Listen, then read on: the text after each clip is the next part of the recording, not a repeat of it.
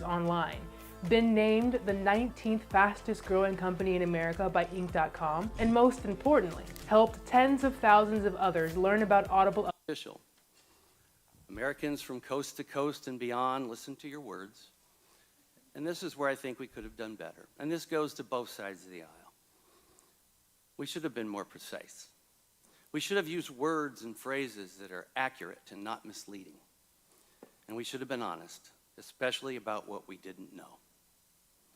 Dr. Fauci, I'm not a virologist, but I am a physician, and like most physicians, we are constantly learning, which is why we do continuing medical education, and we always seek new information. We learn new things based on new data, and we want to give our patients the best possible care based on new findings and improvements in science. At a time when you were prompting the proximal origin paper, whose focus was to, quote, disprove the lab leak theory, end quote, I was in lockdown, researching with another physician in Ohio to try and understand the pathology, the affected physiology, and what treatments worked, and even how to diagnose COVID before we had specific COVID tests. My friend even made a phone call to an infectious disease doctor in China looking for help. As well, during that time, we discovered the Barrick-Shi 2015 article on creating a chimera using gain-of-function type technology. While policy decisions should have been based on scientific data, some frankly were not. The burdensome 6-foot social distancing rule did not have sufficient scientific report. In your words, it just sort of appeared. Distancing made sense, but the 6 feet was arbitrary. Even Dr. Collins said he still hasn't seen any empirical evidence to support the 6-foot rule.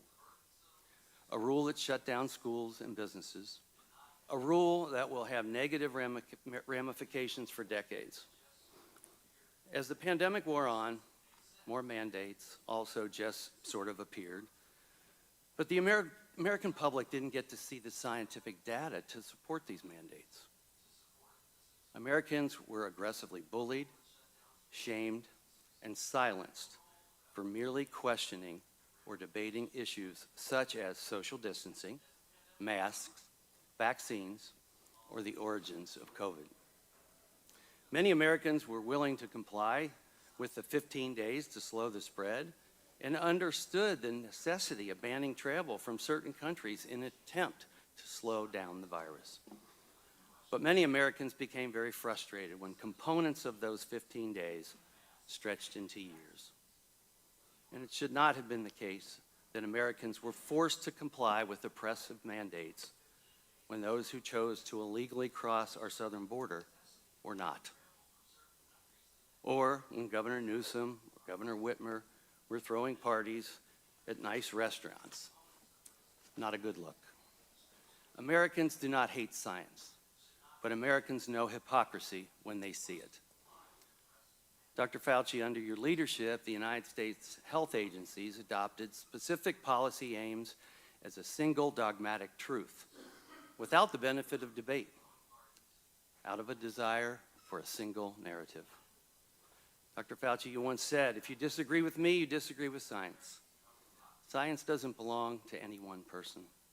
I was never taught that science turns a blind eye to hypotheses. They serve to be proven or disproven, and done so with irrefutable facts, if able.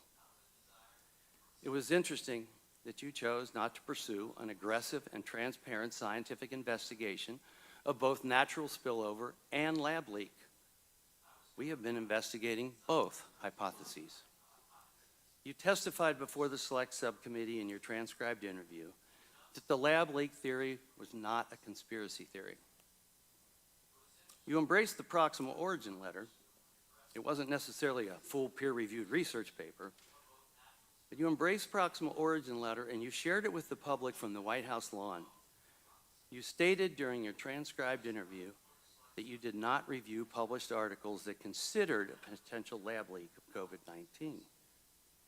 This is especially concerning if the works in question were conducted at a more risky and less safe BSL-2 lab.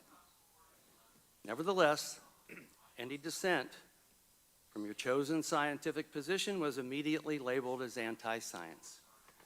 Anything less than complete submission to the mandates could cost you your livelihood, your ability to go into public, your child's ability to attend school. Families were thrown off planes and shamed when their 2-year-olds struggled to wear a mask. Children with disabilities lost access to therapy that they and their families depended on. Students were out of the classroom and told to attend school remotely, even when the science clearly demonstrated it was safe for them to go back in the classroom. This harmed low-income students the most. And how were single-parent households supposed to teach their own children and work at the same time? Dr. Fauci, you oversaw one of the most invasive regimes of domestic policy the U.S. has ever seen, including mask mandates, school closures, coerced vaccination, social distancing of 6 feet, and more. We've learned many lessons. Our early fear and confusion was understandable. COVID-19 was clearly a novel virus. Under your leadership, NIAID allowed disgraced characters like Dr. Peter Daszak to use millions in taxpayer dollars to conduct risky gain-of-function experiments in Wuhan, China. The actions of EcoHealth and Dr. Daszak call into question the integrity of NIAID's policies and procedures as a whole, as well as your role, Dr. Fauci, as NIAID's director. You did sign off on his research grant. We need to know why Dr. David Morens, your direct report for more than 2 decades, assisted Dr. Daszak in avoiding oversight and scrutiny and said that you were involved. Your senior advisor and seemingly your chief of staff repeatedly attempted to evade transparency laws to shield information from public scrutiny. We have senior officials from your office in their own writing discussing breaking federal law, deleting official records, and sharing private government information with grant recipients. The office you directed and those serving under your leadership chose to flout the law and bragged about it. Why did you allow your office to be unaccountable to the American people? You were the highest paid person in the government. This makes you more accountable to the people, not less. Dr. Fauci, whether intentional or not, you became so powerful that any disagreements the public had with you were forbidden and censored on social and most legacy media time and time again. This is why so many Americans became so angry, because this was fundamentally un-American. If I make a mistake, I answer to the people of Ohio who elected me and to my own conscience. When you and your agency made mistakes, Dr. Fauci, what happened? We all need to be held accountable. Sometimes it's as simple as saying, we were wrong. You took the position that you presented the science. Your words came across to so many people as final and as infallible in matters pertaining to the pandemic. But such rigid demands of an ideologically diverse people, like Americans, shattered public trust in American health institutions. Because I said so has never been good enough for Americans, and it never will be. It's built into the American spirit. We have a thirst for information, a drive for advancement. Americans were first in flight. We landed on the moon. We've cured diseases. You've been part of that. And we made innumerable discoveries and explorations that forever changed humanity. Americans do not want to be indoctrinated. They want to be educated. And they prefer to make their health decisions in conjunction with the doctor that they know and trust. To be successful, our federal public health institutions must be accountable to the people again. To be successful, our health organizations must do what they are supposed to do: protect Americans. I look forward to a robust and on-topic discussion. I thank you. I would now like to recognize Ranking Member Ruiz for the purpose of making an opening statement. Thank you, Mr. Chairman. Hello, Dr. Fauci, and thank you for being here. When I was named ranking member of the Select Subcommittee last February, I made a commitment to follow the facts and objectively analyzing the origins of the COVID-19 pandemic. I made a promise to keep an open mind about how the pandemic started, because understanding whether the novel coronavirus emerged from a lab or from nature is essential to better preventing and preparing for future public health threats and to better protecting the American people. And as the origins of the novel coronavirus still remain inconclusive, I stand by these commitments to this day. But nearly a year and a half into House Republicans' extreme and chaotic majority, I believe we need to take stock of what the Select Subcommittee has accomplished and whether it has meaningfully improved our preparedness for the next public health threat in our nation.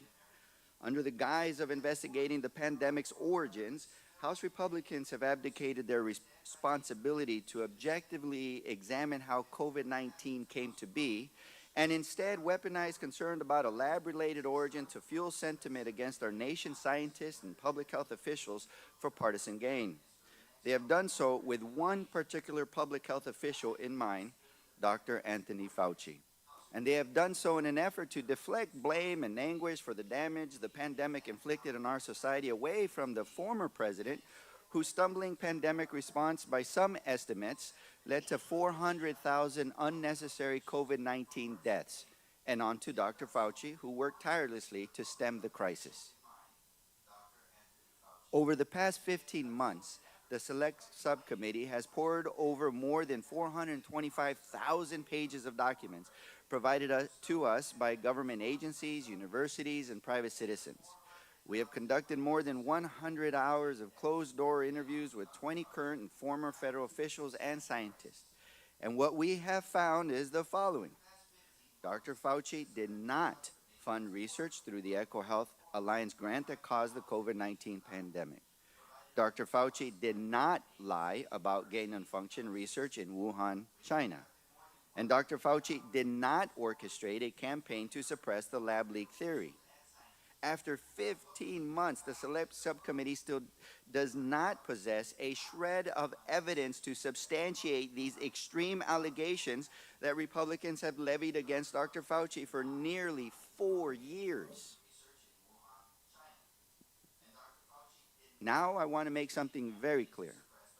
In the past month, the Select Subcommittee has held hearings where we have examined various serious issues of misconduct. In following the facts, Select Subcommittee Democrats uncovered troubling misconduct by Dr. Peter Daszak and EcoHealth Alliance, including potential efforts to mislead the federal government about the nature of its work through the evasion of reporting and transparency requirements. And less than 2 weeks ago, we heard from Dr. David Morin's about his flagrant violation of the Freedom of Information Act's transparency requirements and the potential destruction of federal records. Both Dr. Daszak and Dr. Morin's deserve to be held accountable for betraying the public's trust. To hold them accountable is not anti-science. It is the defense of our federal scientific and research institutions' decades-long legacy of advancing the scientific enterprise to safeguard human health. But baselessly suggesting without evidence that these discrete instances of misconduct are equivalent to our nation's scientists and public health officials causing the COVID-19 pandemic, which has killed more than 1 million Americans and inflicted an immeasurable toll on our society, is also a betrayal of the public's trust, which each of us are stewards of as elected members of this body. Today's hearing comes at a pivotal moment for our nation's public health. With the darkest days of the COVID-19 pandemic behind us, thanks to the Biden administration's leadership, we are now faced with a crisis of declining confidence in the very science and public health interventions that lifted our society from one of the most challenging periods in our nation's history. And as we look to the future, we find ourselves at a fork in the road. We can go down the path of fueling mistrust in the interventions that saved us, like vaccines, masking, and social distancing, and the public health officials like Dr. Fauci, who work tirelessly and with extremely limited and evolving information about a novel virus to save lives during one of the greatest crises of our time.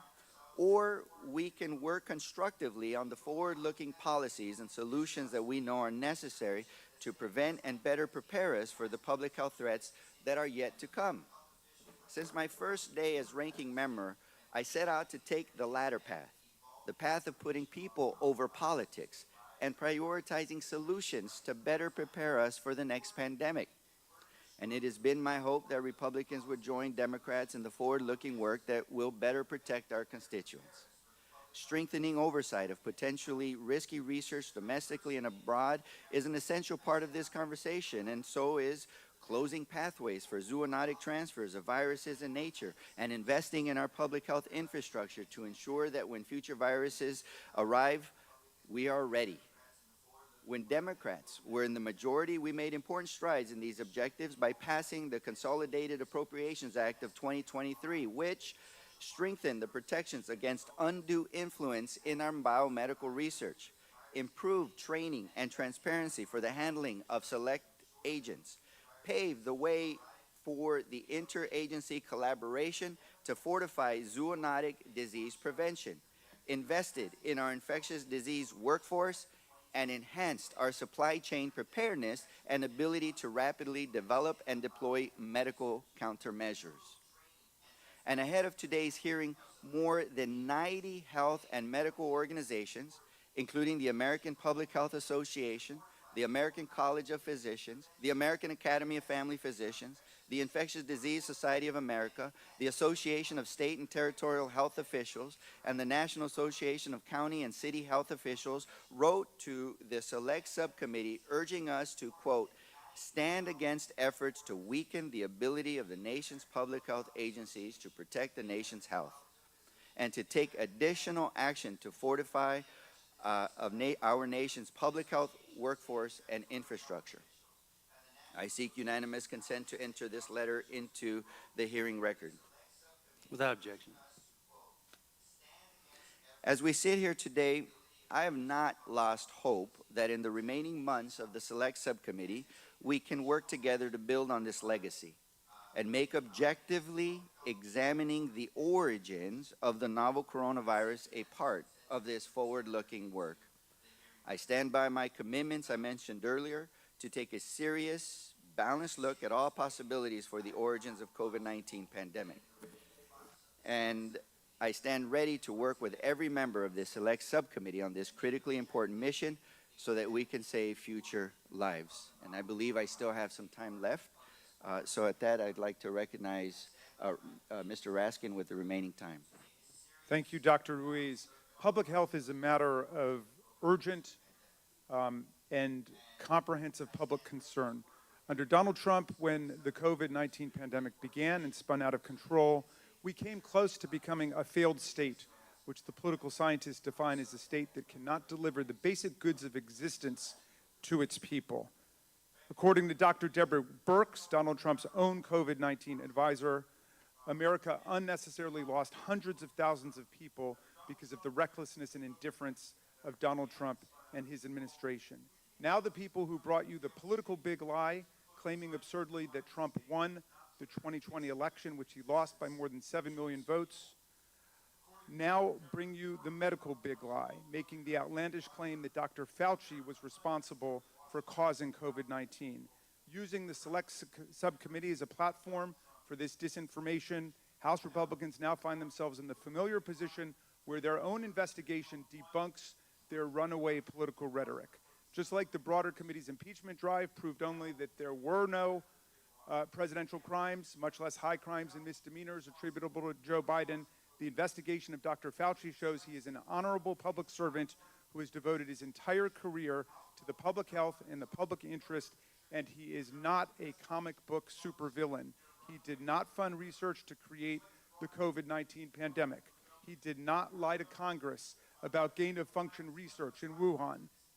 And he did not organize a lab leak suppression campaign Today, Dr. Fauci's testimony, along with the thousands of pages of documents and dozens of closed-door testimony provided to House Republicans as part of the COVID origins investigation, will dispel these hysterical claims and reveal that the people bowing down to a twice-impeached convicted felon who told Americans to inject themselves with bleach now want you to believe not only a big political lie, but a big medical lie too. I hope that this committee will be able to correct all of the propaganda and disinformation today, and we will be able to actually return to what the good ranking member has said, which is an authentic investigation of the origins of the pandemic. And I will yield back to the gentleman. And I yield back. I now recognize Mr. Griffith for a 3-minute statement. Good morning. I want to again thank the leadership of this committee for including the Energy and Commerce Committee in this hearing. Dr. Fauci, the recent revelations that Dr. Morenz, a senior advisor, and your Chief of Staff, Greg Folkers, routinely evaded federal records laws, including the Freedom of Information Act, or FOIA, and those were a shock. That was a shock. I've been doing oversight now for over 14 years, or right at 14 years, and the scale of the effort to evade FOIA by some at the National Institute of Allergy and Infectious Diseases, or NIAID, has surprised even me. These men were among your most senior and trusted staff at an agency you led for nearly 40 years. They worked for you for decades. Your calendars show that you met with them multiple times a week during the pandemic. You co-authored dozens of papers with Dr. Morenz. He directly implicates you.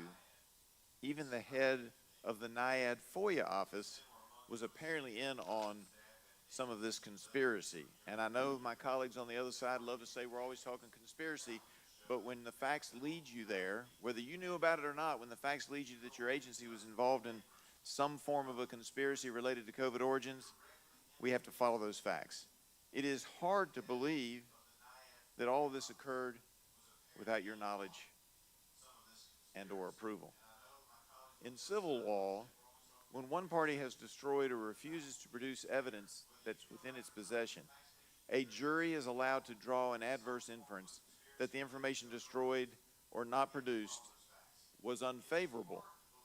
Therefore, until we get a full accounting of all of the communications among NIAID's leadership, it's reasonable for us to assume that missing information would mirror the private doubts expressed by so many virologists and other scientists related to your public positions. While telling the public, the media, and Congress that COVID-19 almost certainly emerged from nature, experts you convened as a team privately worried that a research-related incident was a possible, if not the probable, origin of the virus.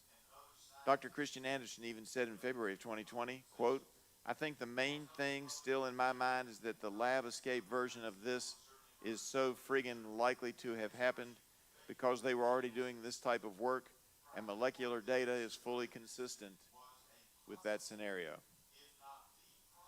Further, while you and other NIAID officials were assuring us that the virus could not have come from the Wuhan Institute of Virology, NIAID didn't actually have an idea as to what the full scope of Wuhan's coronavirus research was, or even the trajectory of its gain-of-function research. Now, that may be because EcoHealth wasn't giving you the reports. I grant that.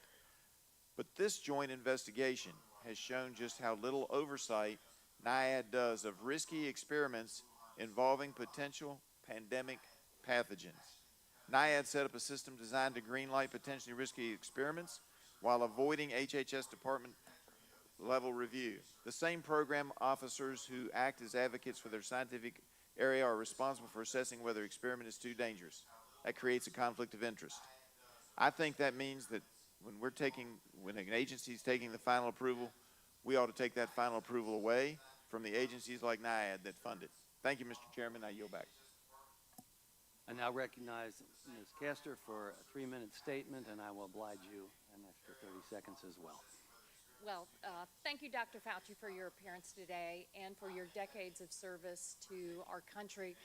During your 39 years at the helm of America's leading health research institute, the National Institute of Allergy and Infectious Diseases, you tackled some of the most serious health threats, including AIDS, Zika, Ebola, SARS-CoV-1, and COVID-19. Your leadership and service to Republican and Democratic administrations and all Americans saved countless lives and resources. We owe you a debt of gratitude. While the evidence to date points to COVID-19 having originated from an animal market in China, the Chinese Communist Party has blocked access to important information that could help confirm the origin of the virus. This committee should be doing more to fight for those answers, but instead has wasted significant time and taxpayer money fueling conspiracy theories and ignoring the importance of preparing for the next deadly pandemic. Some GOP members falsely claimed you secretly broke into CIA headquarters and coerced analysts. Others claimed that you committed crimes. America's adversaries like China, Russia, and Iran love it when Americans are divided and distracted. It provided fertile ground for the spread of misinformation about COVID-19 by our adversaries. And unfortunately, fringe far-right conspiracy theories have permeated even mainstream media outlets, and some Republican members of Congress have played along. I regret that many of the conspiracies have smeared you, Dr. Fauci, as you and our top scientists did everything to keep Americans safe during the deadly days of COVID-19. Over 1.1 million Americans lost their lives to COVID-19, and today it's still more deadly than the flu. As we learned from Zika and Ebola, the ways viruses are transmitted are not obvious at first, and the development of treatments and vaccines takes time. What you and your team did to speed the development of the safe and effective COVID-19 vaccine was remarkable. That fast timeline was only possible due to years of federal investment in the National Institute of Health and support for medical research in the United States. So one of the lessons learned from the pandemic is the need to continue to invest in medical health research in the U.S. for cancer, for heart disease, for diabetes, but also to prepare for the next pandemic. We must learn from the past so that we can keep Americans safe. That's why Democrats have worked hard to update America's pandemic preparedness law, the Pandemic and All Hazards Preparedness Act, to shore up public health and make us more prepared to tackle the next pandemic threat. It's not too late for Republicans to join us and turn the least productive Congress in modern history into one where we are all focused on solutions for the American people to make our country safer and stronger. Democrats were able to prevent harmful rollbacks in medical research last year, and I urge my GOP colleagues to join us and move away from threatening and undermining American medical research at every turn. Public health threats are constantly emerging. In the past month alone, we have been tracking new strains and variants of H5N1, Mpox, and SARS-CoV-2. Dr. Fauci, I'm sorry for the personal attacks you have received and may have to deal with today. But while you are here, I want you to know that the vast majority of Americans appreciate your work over the years. I look forward to continuing to learn from you, to learn everything possible about how we can take the pandemic lessons learned and put them to use to help keep our community safe and healthy. Thank you, and I yield back my time. Y'all online? You know it. Always. Let's get it. Remember, no new side quests. Oh, hey, watch out for that. Thank you. Our witness today is Dr. Anthony Fauci. Dr. Fauci was the director of the National Institute of Allergy and Infectious Diseases from 1984 to 2022 and chief medical advisor to President Joe Biden from 2021 to 2022. Pursuant to Committee on Oversight and Accountability Rule 9G, the witness will please stand and raise his right hand.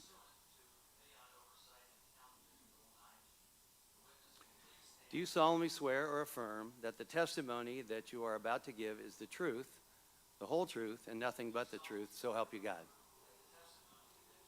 Thank you. Let the record show that the witness answered in the affirmative.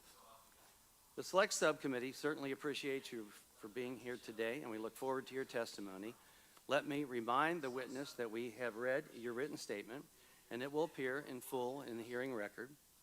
As requested, please limit your oral statement to 6 minutes.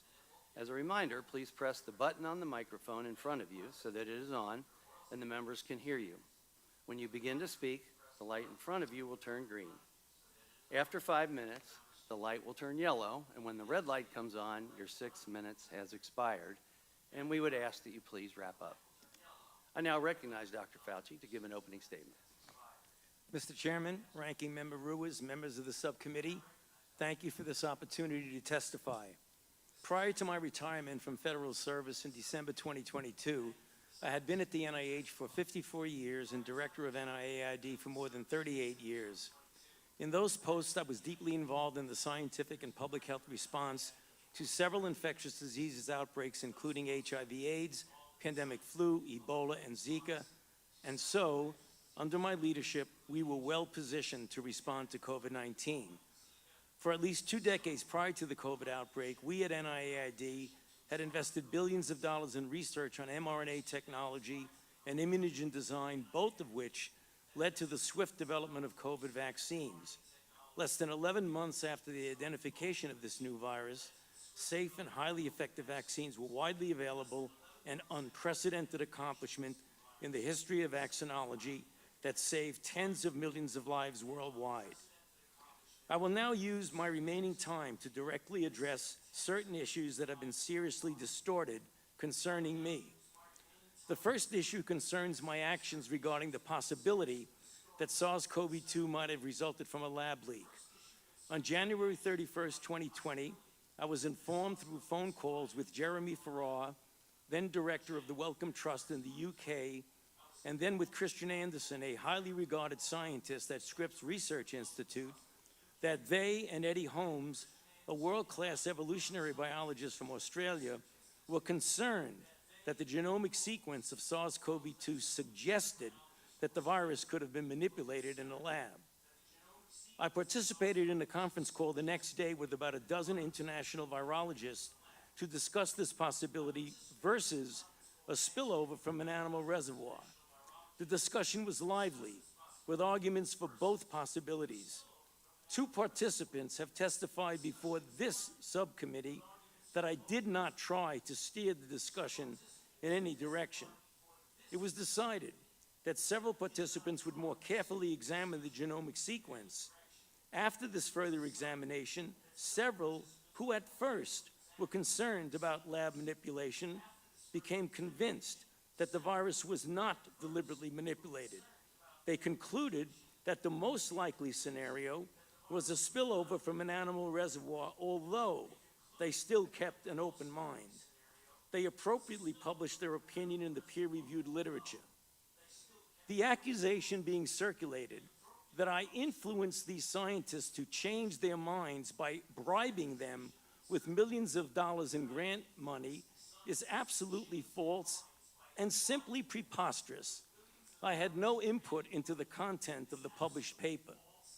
The second issue is a false accusation that I tried to cover up the possibility that the virus originated from a lab. In fact, the truth is exactly the opposite. I now quote from an email that I sent to Professor Farrar on February 1, 2020, quote, "Jeremy, I just got off the phone with Christian Anderson, and he related to me his concern about the furin site mutation in the spike protein of the virus. I told him that as soon as possible, he and Eddie Holmes should get a group of evolutionary biologists together to carefully examine the data to determine if his concerns are validated, and they should report it to the appropriate authorities. I would imagine that in the USA, this would be the FBI, and in the UK, it would be MI5. In the meantime, I will alert my U.S. government official colleagues of my conversation with you and Christian and determine what further investigation they recommend. Let us stay in touch. Best regards, Tony," unquote.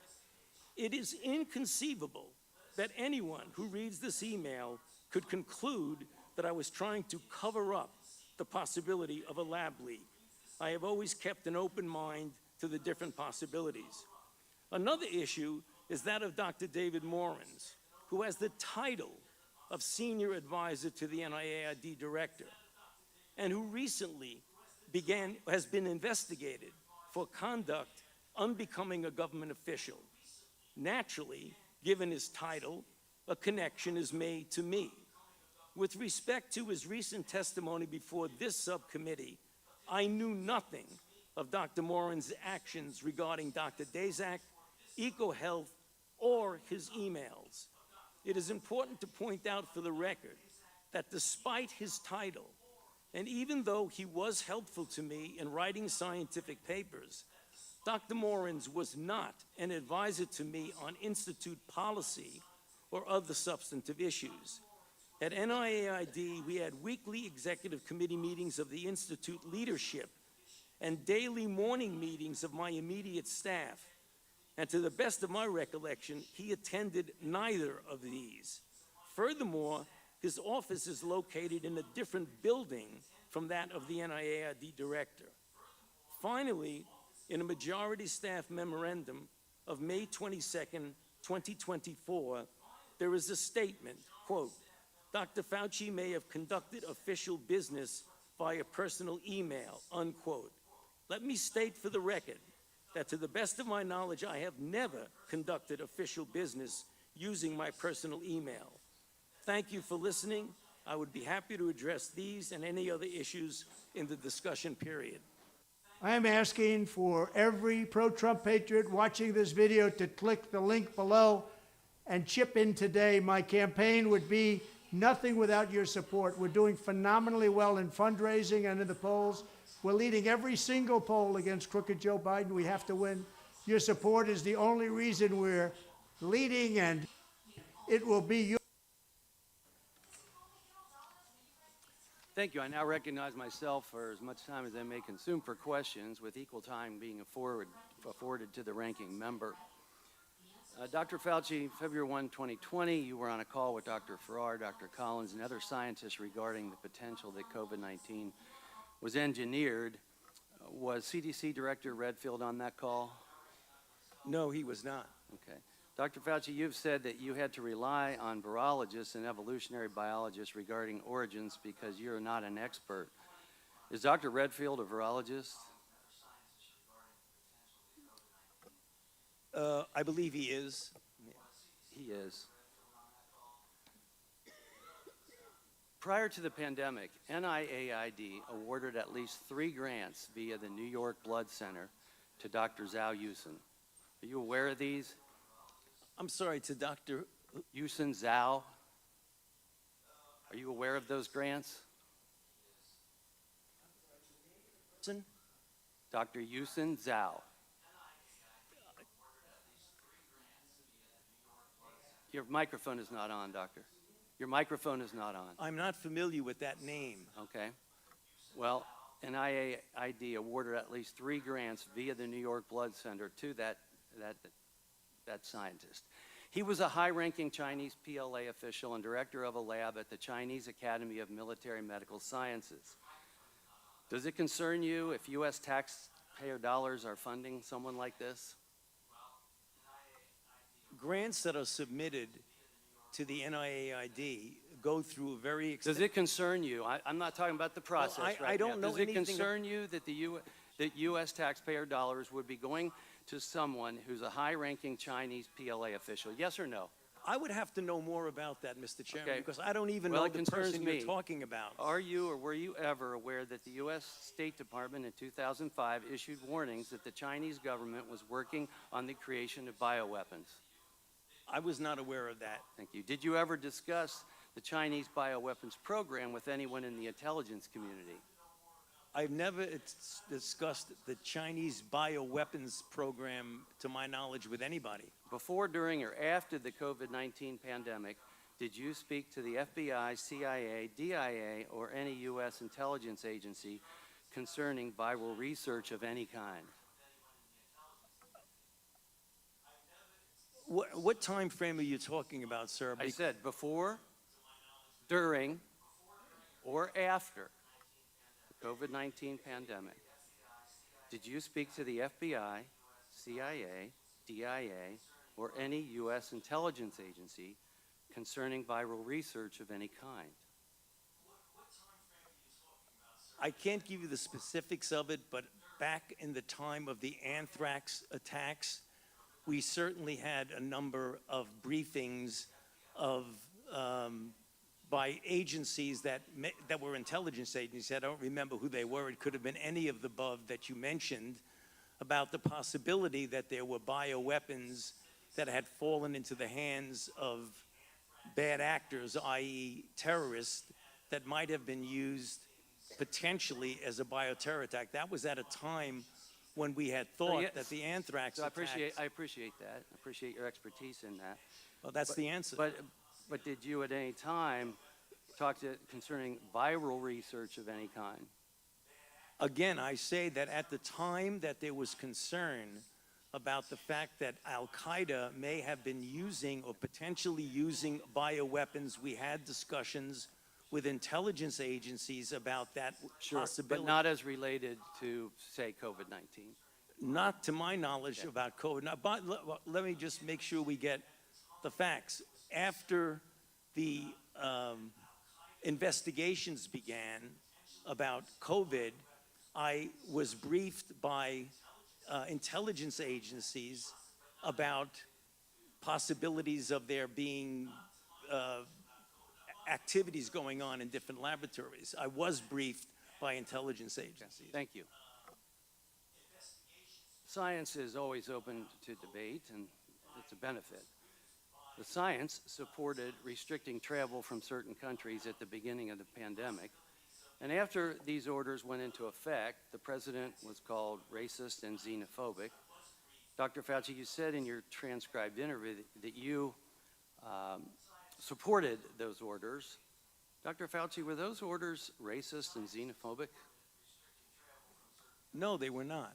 Thank you. The vaccine saved millions of lives, and I want to thank you for your support and engagement on that. However, despite statements to the contrary, it did not stop transmission of the virus. Did the COVID vaccine stop transmission of the virus? That is a complicated issue because in the beginning, the first iteration of the vaccines did have an effect, not 100%, not a high effect. They did prevent infection and subsequently, obviously, transmission. However, it's important to point out something that we did not know early on that became evident as the months went by, is that the durability of protection against infection and hence transmission was relatively limited, whereas the duration of protection against severe disease, hospitalization, and deaths was more prolonged. We did not know that in the beginning. In the beginning, it was felt that, in fact, it did prevent infection and thus transmission, but that was proven as time went by to not be a durable effect. Yeah, definitely had a positive effect for many people, especially those that were vulnerable.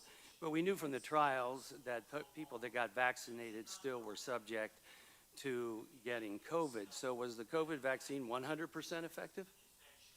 I don't believe any vaccine is 100% effective.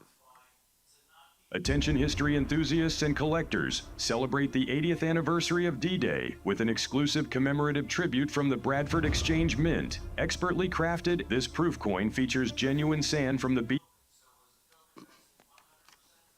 I now recognize the ranking member, Dr. Reeves from California, for 5 minutes of questions.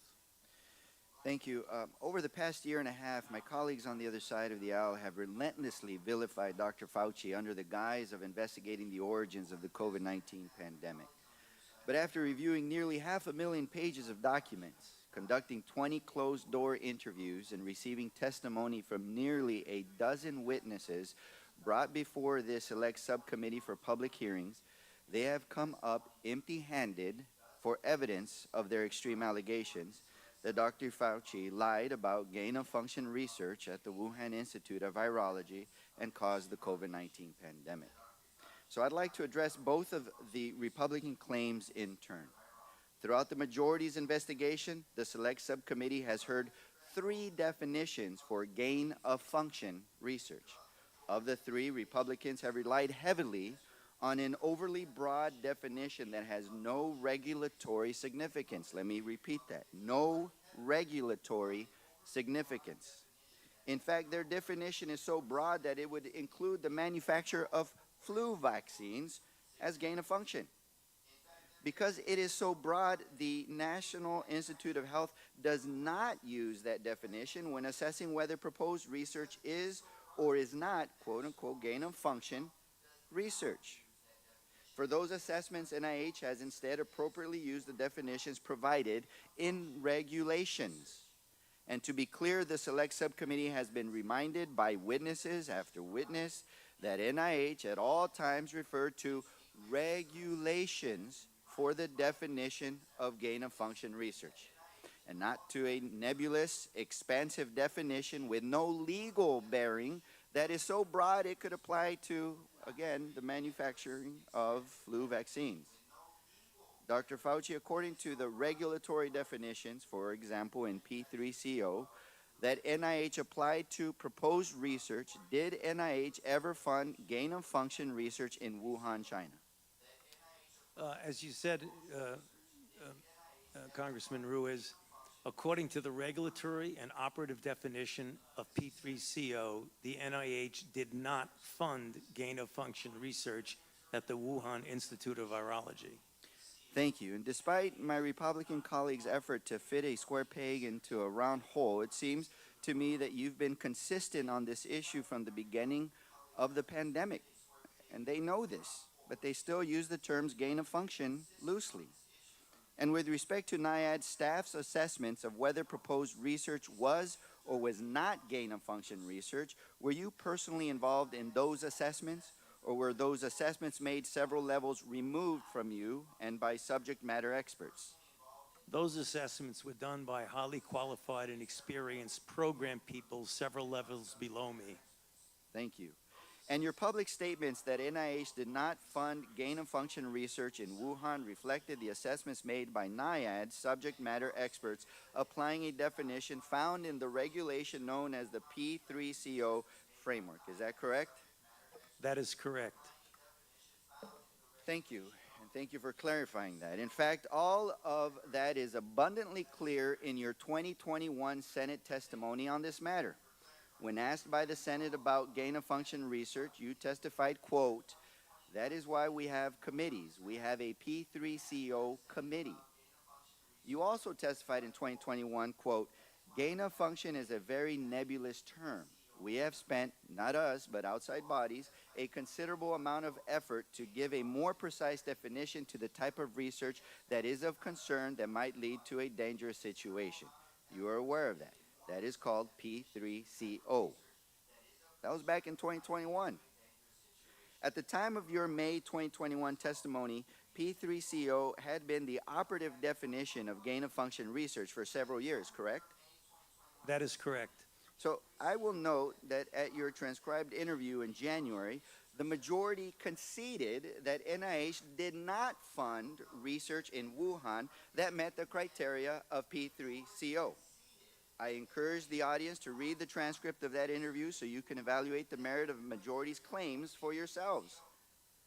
So now if we could quickly turn to the irresponsible and false accusation that you created SARS-CoV-2, the virus responsible for the COVID-19 pandemic. So this accusation centers on a grant NIAID awarded to EcoHealth Alliance with a subaward to the Wuhan Institute of Virology. And we have been entertained earlier about the suggestion that this funding could have possibly gone to a bioweapons research capacity as well. So I want to be clear, no evidence provided to the Select Subcommittee demonstrates that the work performed under NIH funding, including at the Wuhan Institute of Virology, led to the creation of SARS-CoV-2. The majority has failed to demonstrate or even credibly suggest that any of the viruses studied under the grant could even possibly have been the progenitor virus. Dr. Fauci, could you briefly explain why none of the viruses studied under the EcoHealth Alliance grant could have been the progenitor virus of the SARS-CoV-2? When you're talking about the evolution of a virus from one to another, the viruses that were studied under the subaward to the Wuhan Institute that have been reported in progress reports in the literature and published papers, those viruses were phylogenetically so far removed from SARS-CoV-2 that it is molecularly impossible for those viruses to have evolved or being made into SARS-CoV-2. It's just a virological fact. They were so far removed that it could not possibly be a progenitor of SARS-CoV-2. So I want to be very clear on this point that the funding and the research conducted by EcoHealth did not produce SARS-CoV-2. That doesn't negate that this lab another lab could have been doing research and it could have leaked from a lab. It still is a possibility, but it was not directly, or it was not funded by NIAID or NIH. And just for the record, this information was provided by NIH to then Oversight Ranking Member James Comer nearly 3 years ago in October 2021. So despite the clear evidence that Dr. Fauci and his agency did not fund gain-of-function research under the P3CO regulatory definition, and that the viruses studied under the federally funded grant, EcoHealth Alliance grant, could not have been the progenitor virus for SARS-CoV-2, Republicans have levied these unsubstantiated allegations knowing very well that they are not true. And they have done so to push their extreme partisan narrative that Dr. Fauci and our nation's public health officials caused the COVID-19 pandemic. What's your credit card debt balance? If it's $10,000 or more, here are 3 easy solutions you can start implementing today. And number 3 is an absolute game changer. Number 1, the first step to tackling your credit card debt is understanding how much debt you actually have and how long it could follow you around for. Yep. Now recognize the chairman of the full committee, Mr. Comer from Kentucky, for 5 minutes of questions. Thank you. Dr. Fauci, in your opening statement, you attempt to distance yourself from your previous senior advisor, Dr. Moran's. You say that Dr. Moran's title was just made up, that he was not an advisor to you, and that his office was in a different building. So, Dr. Fauci, did Dr. Moran's report directly to you? Actually, I'm not sure exactly what the on-paper report is. He is senior advisor to the director, but it is conceivable we can get that information. He might have reported through someone lower, like my deputy. So your senior advisor did not report directly to you? There are very few people who report directly to me. Okay, Dr. Moran's testified that he could walk into your office anytime he wanted to. Is that true? No, that's not true. You don't just walk into the office. I mean, he's there. I mean, it's conceivable that Did he ever walk into your office? I would say he did occasionally, but the idea, can I finish the answer to you, sir? No, because I've got a lot of questions. Okay. Dr. Fauci, did you ever delete an official record? No. Dr. Fauci, did you ever conduct official business via email? To the best of my recollection and knowledge, I have never conducted official business via my private email. So there's a troubling pattern of behavior from your inner circle, not just Dr. Moran's, but also your chief of staff, Mr. Folkers. Do you agree that it violates NAID policy to use personal email for official purposes? The Dr. Moran's issue that was discussed by this committee violates NIH policy, yes. But does using official email, using a personal email for official business, does that violate policy? Using a personal email for official business violates NIH policy. Does it violate NIAID policy to delete records to intentionally avoid FOIA? Yes. Okay. On April 28, 2020, Dr. Moran's edited an EcoHealth press release regarding the grant termination. Does that violate policy? That was inappropriate for him to be doing that for a grantee as a conflict of interest, among other things. So on March 29, 2021, Dr. Moran's edited a letter that Dr. Daszak was sending to NIH. Does that violate policy? Yes, it does. On October 25th, 2021, Dr. Moran provided Dr. Dasick with advice regarding how to mislead NIH on EcoHealth's late progress report. Does that violate policy? That was wrong and inappropriate and violated policy. On December 7th, 2021, Dr. Moran wrote to the chair of EcoHealth's board of directors to, quote, put in a word, end quote, for Dr. Dasick. Does that violate policy? Should not have done that. That was wrong. And that violates policy. Well, I'm not sure of a specific policy, but I imagine it does violate policy. He should not have been doing that. In addition to all those actions, Dr. Moran wrote to Dr. Dasick, quote, Peter, from Tony's numerous recent comments to me, they are trying to protect you, end quote. Did you ever talk to Dr. Moran about Dr. Dasick or EcoHealth Alliance? I can tell you, regarding what you said, I never spoke about protecting him. I mean, obviously, we knew that Dasick was a grantee, so I may have mentioned and discussed Dr. Dasick because he's a grantee, but I never spoke about protecting him. You're testifying that he just made that up. Excuse me? You're testifying that Dr. Moran just made that up. I don't know where he got that, but that's not true. So, by this point, Dr. Fauci, when these emails were written, you should have known that Dr. Dasick was more than 2 years late on a required progress report with his grant. Dr. Dasick conducted an experiment that resulted in a novel virus showing excess growth, that Dr. Dasick failed to report that experiment, that Dr. Dasick was protecting the Wuhan lab and not sharing its lab notebooks, and that Dr. Dasick failed to disclose obvious conflicts of interest. So why were you trying to protect Dr. Dasick and EcoHealth Alliance? I repeat on the record, I have not tried to protect Dr. Dasick. And that's number one. Number two, you said something that's not true, because I did not know about the compliance issues until well after the fact when I was being briefed for going to before a congressional committee. So it wasn't as these things were going on, I knew that he was withholding. Did you know about Dr. Moran's close relationship with Dr. Dasick? Dr. Moran's made it clear that Dr. Dasick was his friend. I did not engage in any of that interaction between them.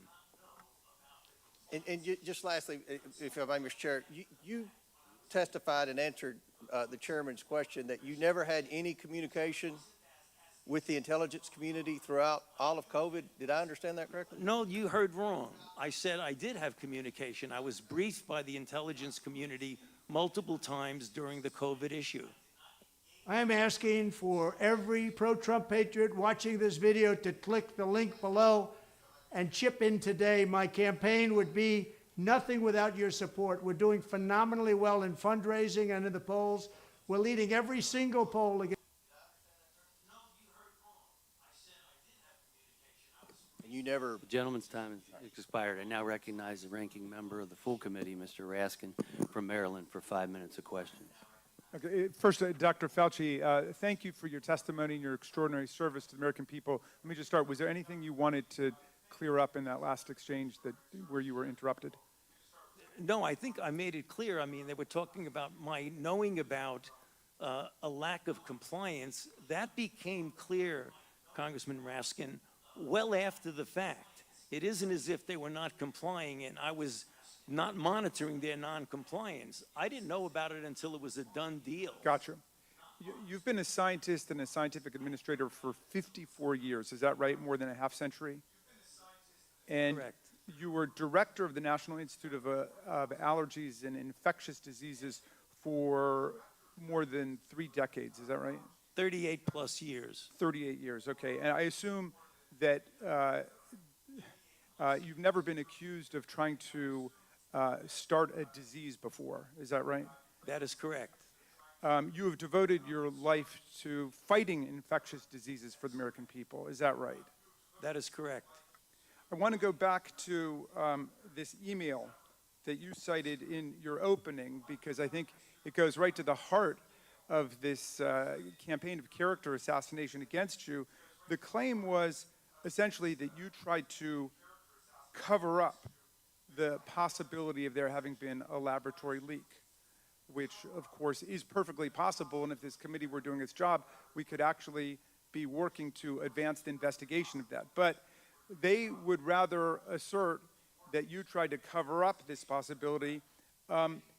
Here's the email that you sent on February 1st at 12:38 a.m. To Christian Anderson, with a copy to Christian Anderson, but you sent it to Professor Jeremy Farrar. Jeremy, I just got off the phone with Christian Anderson, and he related to me his concern about the furin site mutation in the spike protein of the currently circulating 2019 nCoV. I told him that as soon as possible, he and Eddie Holmes should get a group of evolutionary biologists together to carefully examine the data to determine if his concerns are validated. He should do this very quickly. And if everyone agrees with this concern, they should report it to the appropriate authorities. I would imagine that in the USA, this would be the FBI. In the UK, it would be MI5. It would be important to quickly get confirmation of the cause of his concern by experts in the field of coronaviruses and evolutionary biology. In the meantime, I will alert my U.S. government official colleagues of my conversation with you and Christian and determine what further investigation they recommend. Let us stay in touch. Best regards, Tony. Was this the email where you were putatively trying to cover up the possibility of a lab leak? Yes, Congressman Raskin, and that's the reason why I mentioned in my opening statement that is it inconceivable that anyone could get out of that I was covering anything up. Would you have any reason to cover up any new scientific evidence relating to the origins of the COVID-19 virus? Absolutely not, and that's the reason why it was important to get people together to discuss this in a transparent way. Have you spent your whole life trying to determine the causes of infectious diseases and then to stop them to protect the American people? Yes, I have. Well, Dr. Fauci, I want to join my colleague from Florida in apologizing to you that some of our colleagues in the United States House of Representatives seem to want to drag your name through the mud. They're treating you, Dr. Fauci, like a convicted felon. Actually, you probably wish they were treating you like a convicted felon. They treat convicted felons with love and admiration.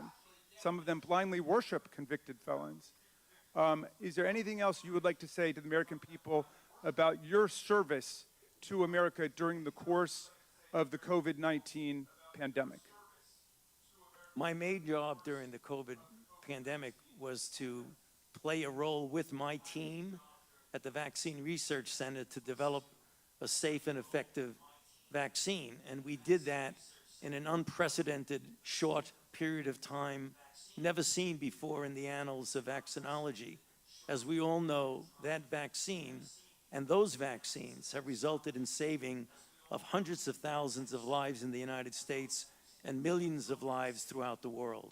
Well, you have fought AIDS and HIV, you have fought COVID-19, and you are fearless in doing so. Do you have any reason to be afraid of scientific evidence or data or the truth?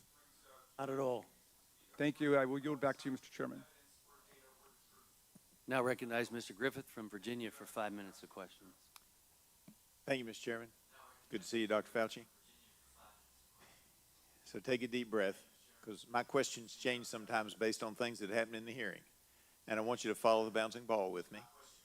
And there's no gotcha at the end of this. I'm just trying to figure this out. You told Dr. Ruiz in his questioning that it was absolutely impossible for any of the viruses that you all were funding, I get that, it was impossible for SARS-CoV-2 or SARS-CoV-2, known as COVID-19, to have come from any of the work that was being done at Wuhan. At the same time, you told Mr. Comer that you didn't know about the noncompliance by EcoHealth until after the fact and when the virus is already out there, however it got there. In light of the fact that part of that noncompliance was a report where we uncovered, and I believe that Dr. Dashak was untruthful to this committee in one of his reports to NIAID, and further, that in the 2 most sensitive years related to the humanized mice experiments, we never got lab notebooks from Wuhan Institute of Virology. can you understand, following the bouncing ball, why some of us doubt that, not that you had some hand in it or that you knew about it, but that doubt that you can state with certainty that it was impossible because they might have been doing stuff you didn't know about. Isn't that true? Actually, it's not incompatible at all, Congressman, with what I said. The viruses that were studied, whether you did or did not give a 5-year report on time, were still the viruses that phylogenetically would be impossible to be the precursor of SARS-CoV-2. So it was completely compatible with the statement that I made to Dr. Ruiz. Is that accurate as well, knowing that they had worked on adding a furin cleavage site to MERS? But, sir, there's a difference between the viruses that were funded by the NIH subaward versus anything else anybody else in China might be doing. Excellent. We were talking about, did the NIH... You were talking about what you funded. What we funded, and All right. that's the point. And that goes to my next question, because I thought you might go there, and I appreciate that. Right. Because in an off-the-record member-level briefing in February of 2022, I asked about the likelihood and nature of a SARS-related coronavirus to have a furin cleavage site, particularly since it takes the 12 nucleotide change in there to make it as viral as this was going on. And at the time you said to me pretty much what you just said, and I want you to just confirm it for the record. Well, that wasn't us. If that was being done, it wasn't us. And you confirmed that for the record, yes?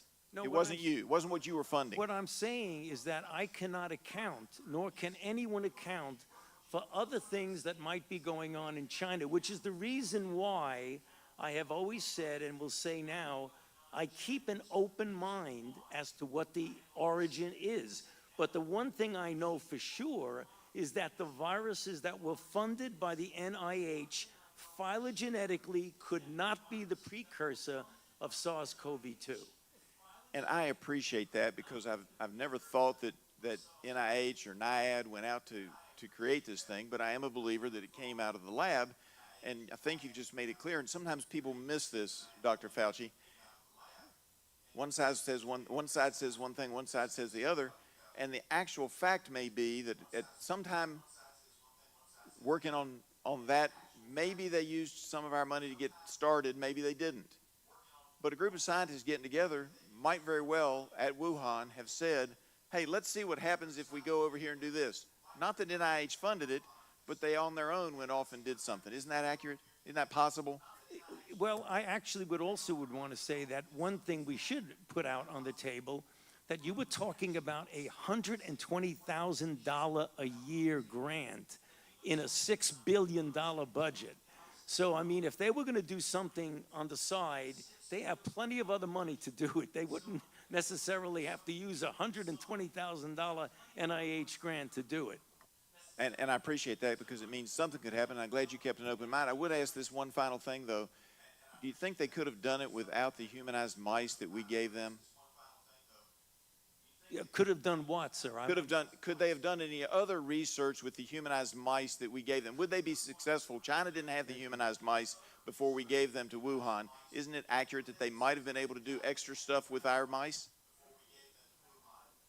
Sorry, sir. That's a hypothetical that I can't really answer what they could have. But you can't say it couldn't have happened either. I yield back. You want me to prove a negative? Now recognize Ms. Castor from Florida for 5 minutes of questions. Thank you, Mr. Chairman. You know, these special investigative committees are intended at the outset to bring light to difficult matters, and I think, unfortunately, this select committee has brought more heat than light to things. And one example is nearly 5 months ago, Dr. Fauci sat for a 14-hour voluntary interview with the subcommittee. I was there for that interview, which included exchanges on many important questions on research, safety, long COVID, vaccine development, and the importance of strong public health systems in our local communities. Also, we discussed pandemic preparedness, like stockpiling supplies for our hospitals in advance of the next pandemic. But I want the public to know that for 5 months, the Republicans sat on that transcript. They could have released it at any time. It was released last Friday. If the public had seen it 5 months ago, they would know that the Republicans failed to find a shred of evidence of their far-fetched conspiracy linking Dr. Fauci to a cover-up of the origins of the pandemic. Instead, the Republicans contorted and mischaracterized Dr. Fauci's words over Twitter to gin up conspiracies about NIH's role in the origins of the pandemic. In the lead up to this hearing, parts of that interview have again been cherry-picked and distorted in press releases and tweets. So, Dr. Fauci, I want to make sure that you have an opportunity to publicly clear anything up. Does anything come top of mind right off the bat in how they cherry-picked parts of your 14-hour transcript? I don't want to be casting stones at the distortions of what was said in that, but, you know, there are a couple of things that come to mind. You know, one I'm sure is going to come up later is the issue of the 6-foot distance, and I made the statement that it just appeared, and that got taken at like, I don't know what's going on, it just appeared. It actually came from the CDC. The CDC was responsible for those kinds of guidelines for schools, not me. So when I said that it just appeared, it appeared. Was there any science behind it?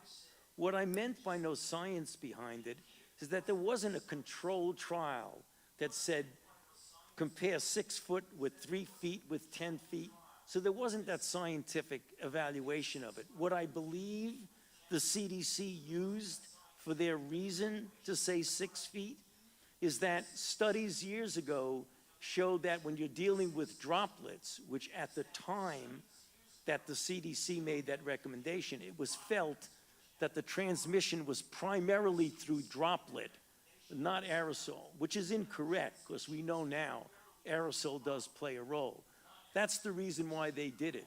It had little to do with me since I didn't make the recommendation, and my saying there was no science behind it means there was no clinical trial that proved that. That's just one of the things that got a little distorted in the response to that. And I've learned and watched you over the years. I have to go back to the Zika outbreak where we didn't know how exactly it was being transmitted, and at one point we weren't aware that some of it was sexually transmitted. That's an example of why with these public health threats that you learn unfortunately as we go along. Talk a little bit about the Zika health threat and how that we didn't know what was happening in the early days. Your microphone. All right. I'm glad you brought that up because it really is also reflective of what went on in the early months of COVID. When you're dealing with an outbreak that's a novel outbreak, the Zika outbreak that caused microcephaly was novel. We have never seen that before. COVID was novel. We'd never seen that before. When you're dealing with a new outbreak, things change. The scientific process collects the information that will allow you at that time to make a determination, a recommendation, or a guideline. As things evolve and change and you get more information, it is important that you use the scientific process to gain that information and perhaps change the way you think of things, change your guideline, and change your recommendation. And that really goes across the board because you're dealing with something that needs to be modified because it's a moving target. Zika was a moving target. COVID was a moving target. Well, thank you very much, and I want to thank the Democratic staff for your minority report, and if it's not already submitted for the record, I'd like to ask unanimous consent to offer into the record the Democratic staff report just completed. Republicans, Fauci flop. Select Committee's 15-month probe fails to find evidence of extreme claims linking Dr. Fauci to COVID-19's origins. And thank the staff. This is an outstanding report that folks should read. Thank you. Now recognize Ms. Maliotakis from New York for 5 minutes of questioning. Thank you, Mr. Chairman. I think many of us in the committee are really disturbed by revelations to this committee that there were officials at NIH that deleted government records, they deleted they used personal information, personal emails to communicate and circumvent freedom of information laws. So I just had a couple questions about that. Dr. Fauci, did you delete any emails or records related to the Wuhan lab or the origins of the virus? No, I did not. Okay. Dr. Morins said in a May 2021 email, he indicated that he was connecting people to you in a, quote, secret back channel. Do you know what he was referring to? I don't have any idea what he's talking about. There is no back channel at NIAID. Okay, there is, he also said in another email that there is no worry about Freedom of Information Act. I can send stuff to Tony on his private email. Did you communicate with anyone relating to anything regarding NIH or with Dr. Morins on a private email? I do not do government business on my private email. Okay, so have you communicated with Dr. Morins via private email, even if it was not necessarily your definition of government business? It might have been because, as I mentioned in my opening statement, one of his functions is to write chapters, medical scientific chapters with me, so it is conceivable that I communicated with him on my private email when we were writing a chapter, and that was not official. What about Peter Daszak? No. Okay. I just want to clarify for the record, because today you testified that you did not suppress the lab leak theory, yet in the past you have said, quote, it is a distortion of reality, unquote. You've said, quote, I've heard these conspiracy theories, and like all conspiracy theories, they're just conspiracy theories. That's what you told the American people. And so would you like to clarify what science were you following then versus now? Yeah, no, I've also been very, very clear and said multiple times that I don't think the concept of there being a lab leak is inherently a conspiracy theory. What is conspiracy is the kind of distortions of that particular subject, like it was a lab leak and I was parachuted into the CIA like Jason Bourne and told the CIA that they should really not be talking about a lab leak. Thank you. That's the conspiracy. Appreciate that. Dr. Fauci, how much have you earned from royalties from pharmaceutical companies since the pandemic began in 2021? Zero. It says NIH scientists made $710 million in royalties from drug makers. You're saying that you did not receive any of the $710 million. On COVID, I received, I think, $122 for a monoclonal antibody that I made 27 years ago. Okay, so just in general, though, how much have you received, not related to COVID, just in general, how much have you received in royalties between 2021 and 2023? I think none. Okay, so somebody received the $710 million. Somebody did, but not me. You didn't receive any royalties. Okay. I mean, I see no royalties associated with COVID. I mentioned. I said. No, I want. No, I just said. I'm on the record, and I want to make sure that this is clear. That I've developed a monoclonal antibody about 25 years ago that's used as a diagnostic that has nothing to do with COVID, and I receive an average of about $120 a year from that patent. Okay, but the bottom line here is that scientists at NIH did receive $710 million in royalties, and I guess my question is, don't you think that if these experiments are made using American tax dollars, that any of those royalties, this nearly billions of dollars, should be going back to the American taxpayer, not in the pockets of the scientists? Do you believe that's a law that we should consider changing? If you want to change the patent laws and the Bayh-Dole Act, then go ahead. Okay. But that's not for me to Well, say. I'm asking your opinion. Okay. Well, anyway, moving on, I just want to say that, we know billions of dollars have been funding these animal experiments, both here domestically and in foreign land. I'm very troubled by the cruel, horrific animal research that has been done on U.S. land and in foreign laboratories. Taxpayers are footing the bill for billions of dollars. These beagle puppies that have their throats slit. They are being injected with ticks. They are murdered after just a few months. Piglets, rabbits, you name it. FDA is saying we no longer need to be testing human medications on animals, that there's other ways to achieve this.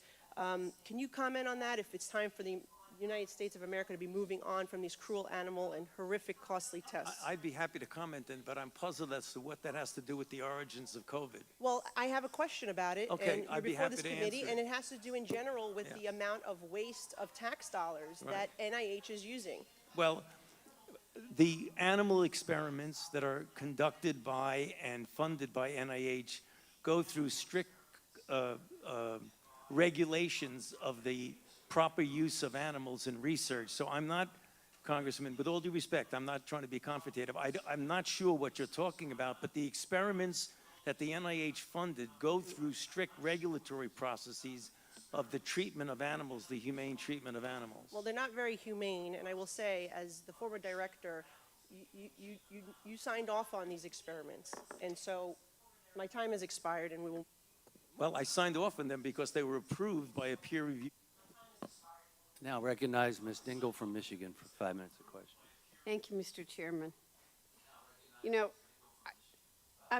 instead of actually taking a serious look at the various ways by which this virus could have emerged in a lab or in nature, my Republican colleagues and friends have spent the last 15 months trying to pin blame on NIH, NIAID, and specifically Dr. Fauci for the COVID-19 pandemic. And now, and just, you know, let's bring everything in. Look, I want to have a discussion about animal testing too, but I'm really not sure how that comes into here. So, but I want to be perfectly clear, though, that the Select Subcommittee has seen no evidence of this. However, allegations by my Republican colleagues, amplified in the media, have led to real, tangible consequences for Dr. Fauci in his personal life in a way that should be unacceptable to all Americans. Dr. Fauci, you and I have known each other for a long time, and I'm not even going to admit how long. But during that time, I've seen your commitment not just to science, but to advancing the greater good. And I know that this isn't a topic you enjoy discussing, and I'm sorry I'm going to have to ask you about it. But I think the American people need to know what we are doing to those who are serving the common good and public health. I think it's important to make clear the harms that you and your loved ones have suffered because of these deeply irresponsible accusations. Because you know what? You're human, just like the rest of us.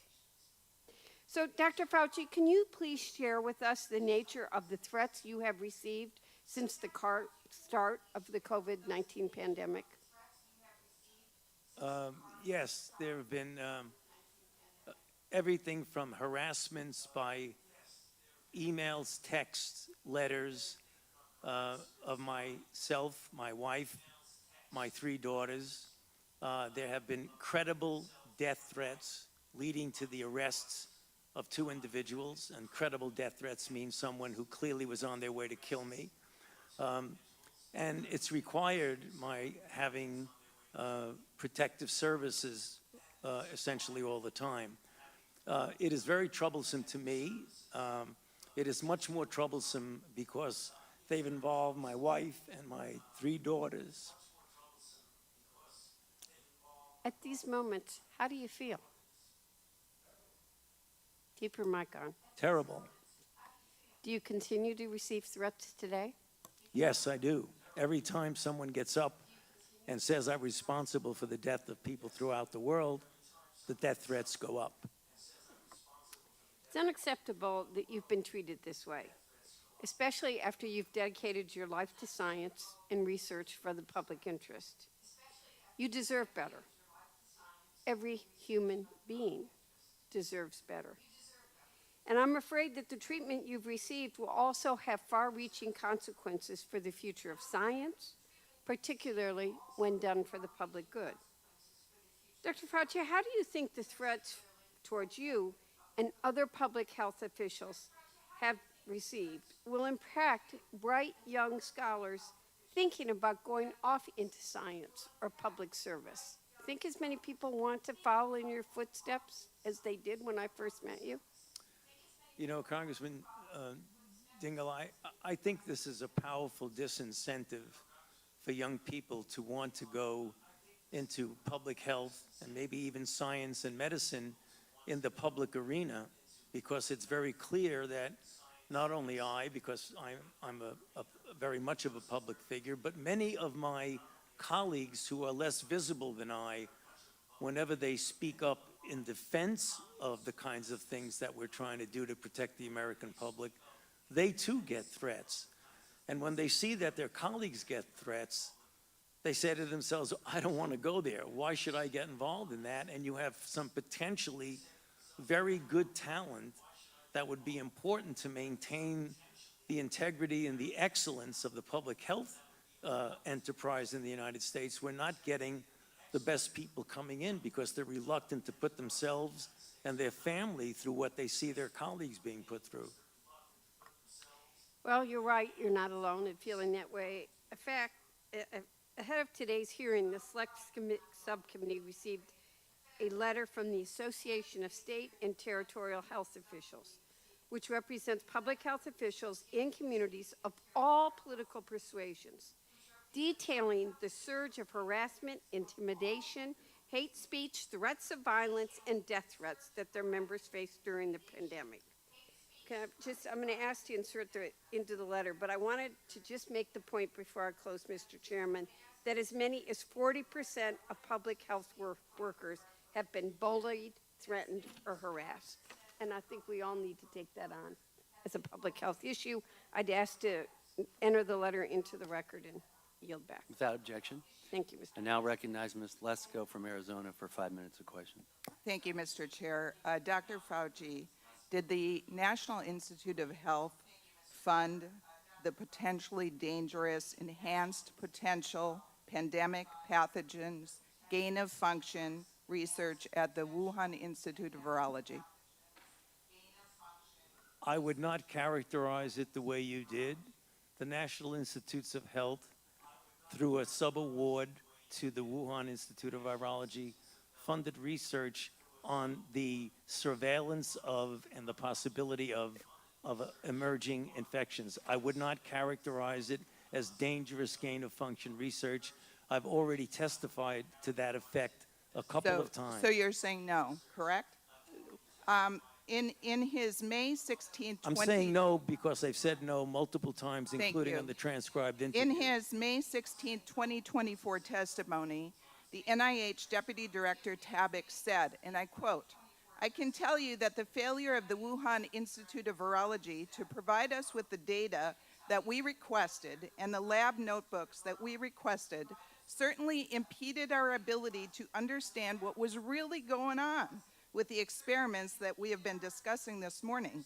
My question to you, Dr. Fauci, if the NIH didn't inspect the Wuhan Institute of Virology and NIH didn't receive the lab books and data from China, and the required reports from EcoHealth Alliance were not submitted, in fact, they were late, how can you definitively say that the NIH did not fund the dangerous gain-of-function research? I go back to what I said, that the gain-of-function research by the operative and regulatory definition of P3CO does not include at all the viruses that were studied under the sub-award. How do you know that, sir, if there was no lab books, nothing from China? We know what viruses they were studying.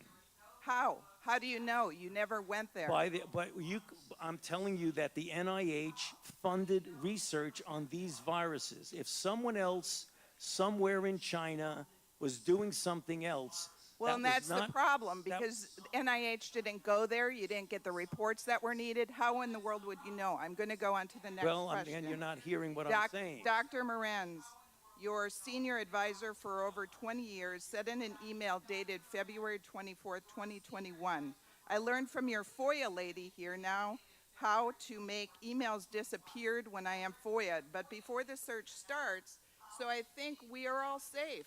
Plus, I deleted most of these earlier emails after sending them to Gmail." In another email dated 4/21/21, Dr. Morenz said, "I forgot to say, there is no worry about FOIAs. I can either send stuff to Tony," meaning you, "on his private email or hand it to him at work or at his house. He is too smart to let colleagues send him stuff that could cause trouble."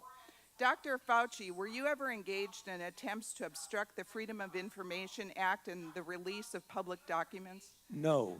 Did Dr. Morenz communicate with you about official business using his private email? Official business? No.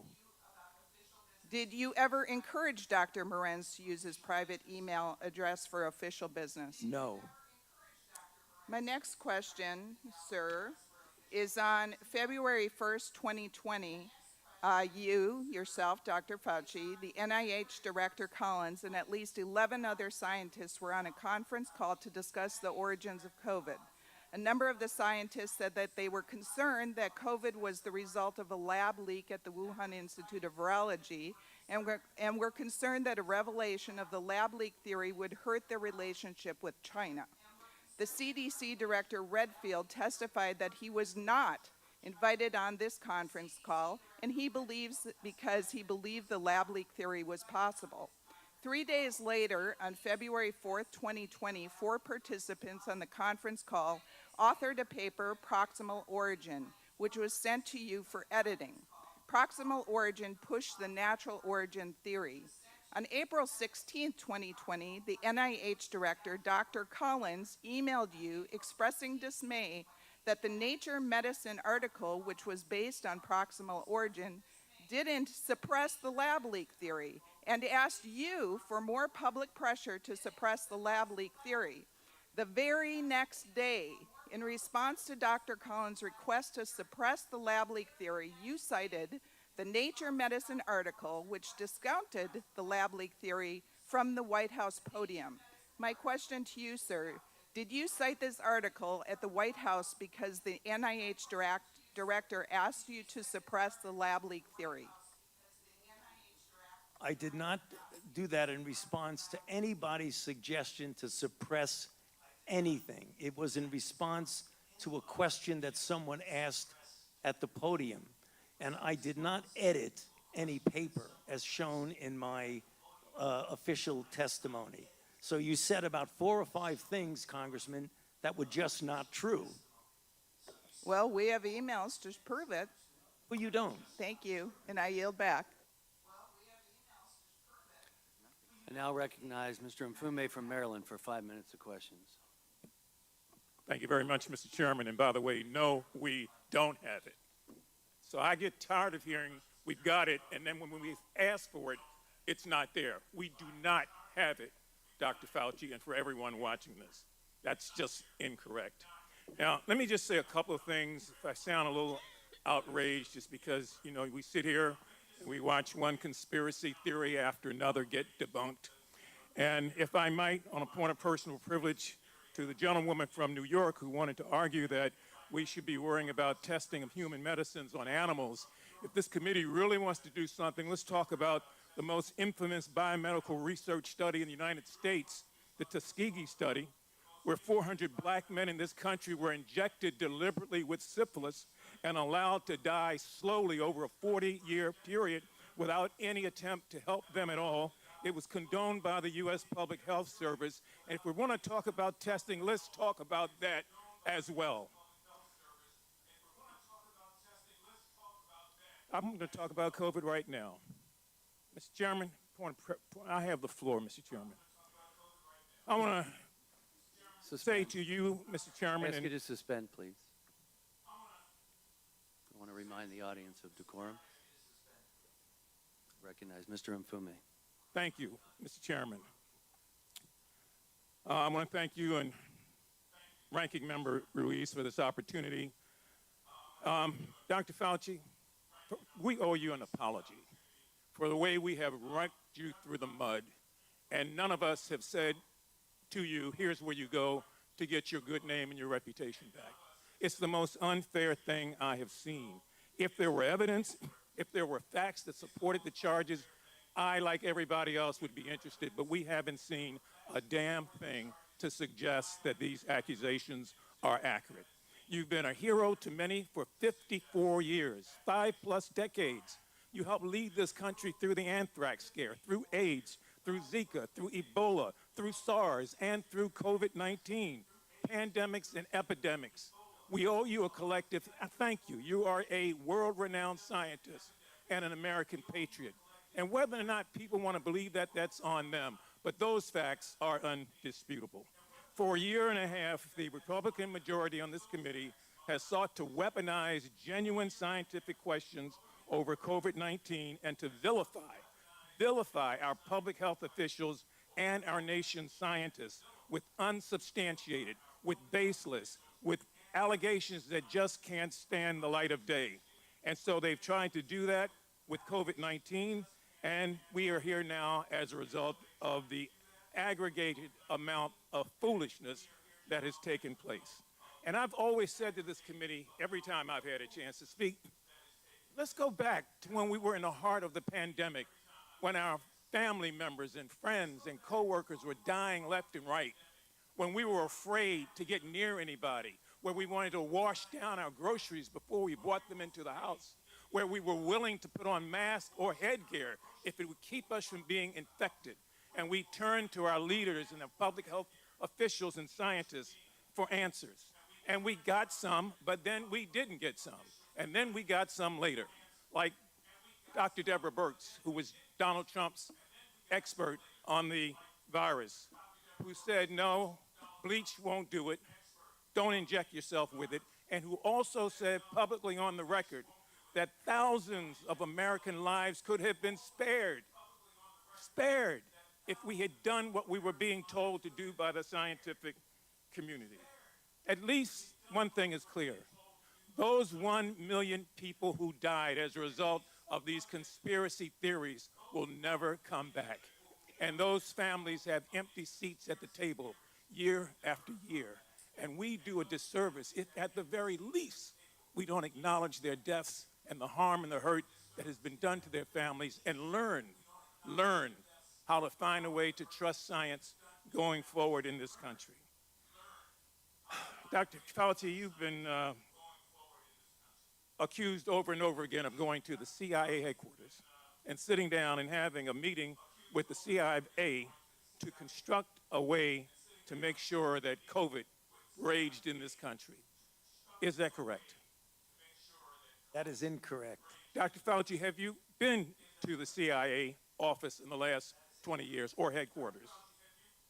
I went to the CIA decades ago during the anthrax attacks to discuss the possibility of terrorist attacks. Thank you. I wanted to get that on the record because that's just the latest theory now, that you and the CIA director conspired. This is foolishness.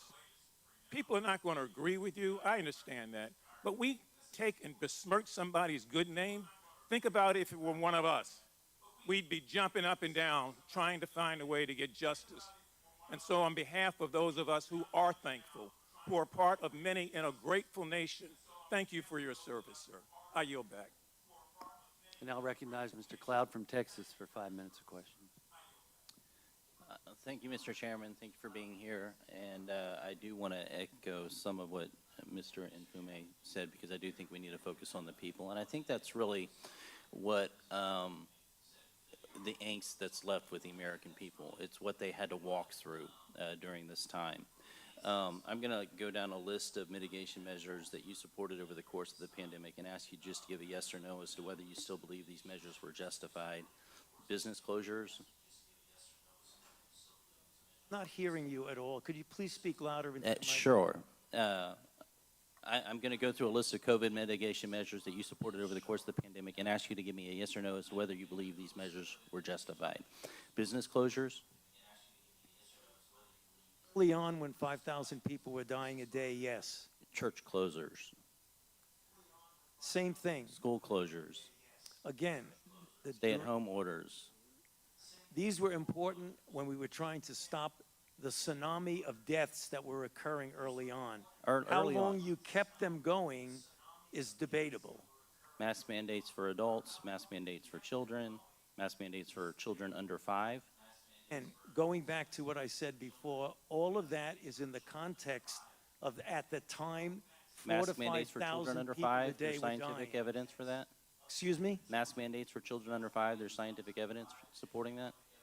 There was no study that did masks on kids before you couldn't do the study. You had to respond to an epidemic that was killing 4,000 to 5,000 Americans per Vaccine day. mandates for employees, vaccine mandates for students, vaccine mandates for military. Vaccines save lives. It is very, very clear that vaccines have saved hundreds of thousands of Americans and millions I'm not of debating. We're talking about people the worldwide. COVID-19. Did or do the vaccines, the COVID-19 vaccine, stop anyone from getting COVID? I answered that question to the chairman. Early on, it became clear that they did. No, actually, no. In the beginning, it clearly prevented infection in a certain percentage of people, but the durability of its ability to prevent infection was not long. It was measured in months. And they didn't stop you from spreading it either.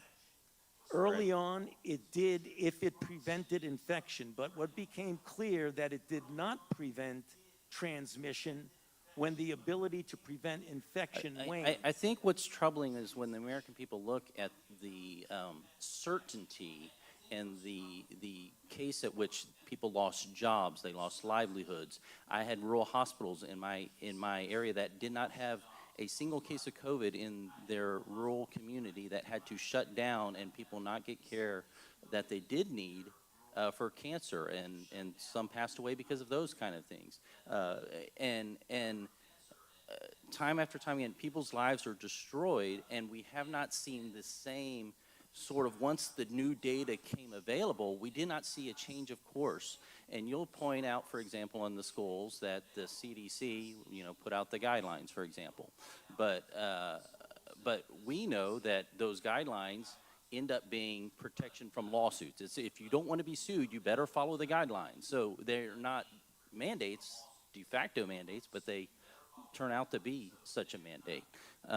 And when the science began to change, we all understand that in the first few weeks, even a couple months, we were all trying to figure it out. I think there's a lot of grace for that. The concern is that as the science became available, there wasn't like oh, maybe we should consider the lab leak theory. Oh, maybe we should consider natural immunity. We never heard this messaging coming from you or from anyone else who stood on the sidelines talking about these things, and it's left the American people with a tremendous distrust. I want to talk a little bit about the grant process. My understanding from your testimony to us, it says that the NIH process for awarding grants is that basically research proposal goes to peer review committee to receive a priority score, then it goes to an advisory council for NIH personnel. It receives a final, basically the group votes on it, and then eventually it ends up on your desk for signature, right? Now, you said in that sometimes, if I recall correctly, those grants are often approved in block, in mass, when they're voted on, and then you sign off on them. That's correct. This is one of the things that's really troubling to the American people, because they look at their lives being destroyed, and there's no one to hold accountable because these systems of accountability have become systems of plausible deniability. And so your name is on every single grant, but yet you absolve yourself of any sort of responsibility by saying, well, it goes to this committee that's, that has a number of people on it, and they're approved in block, and so there's no accountability for anything, any of the taxpayer dollars that are going forth.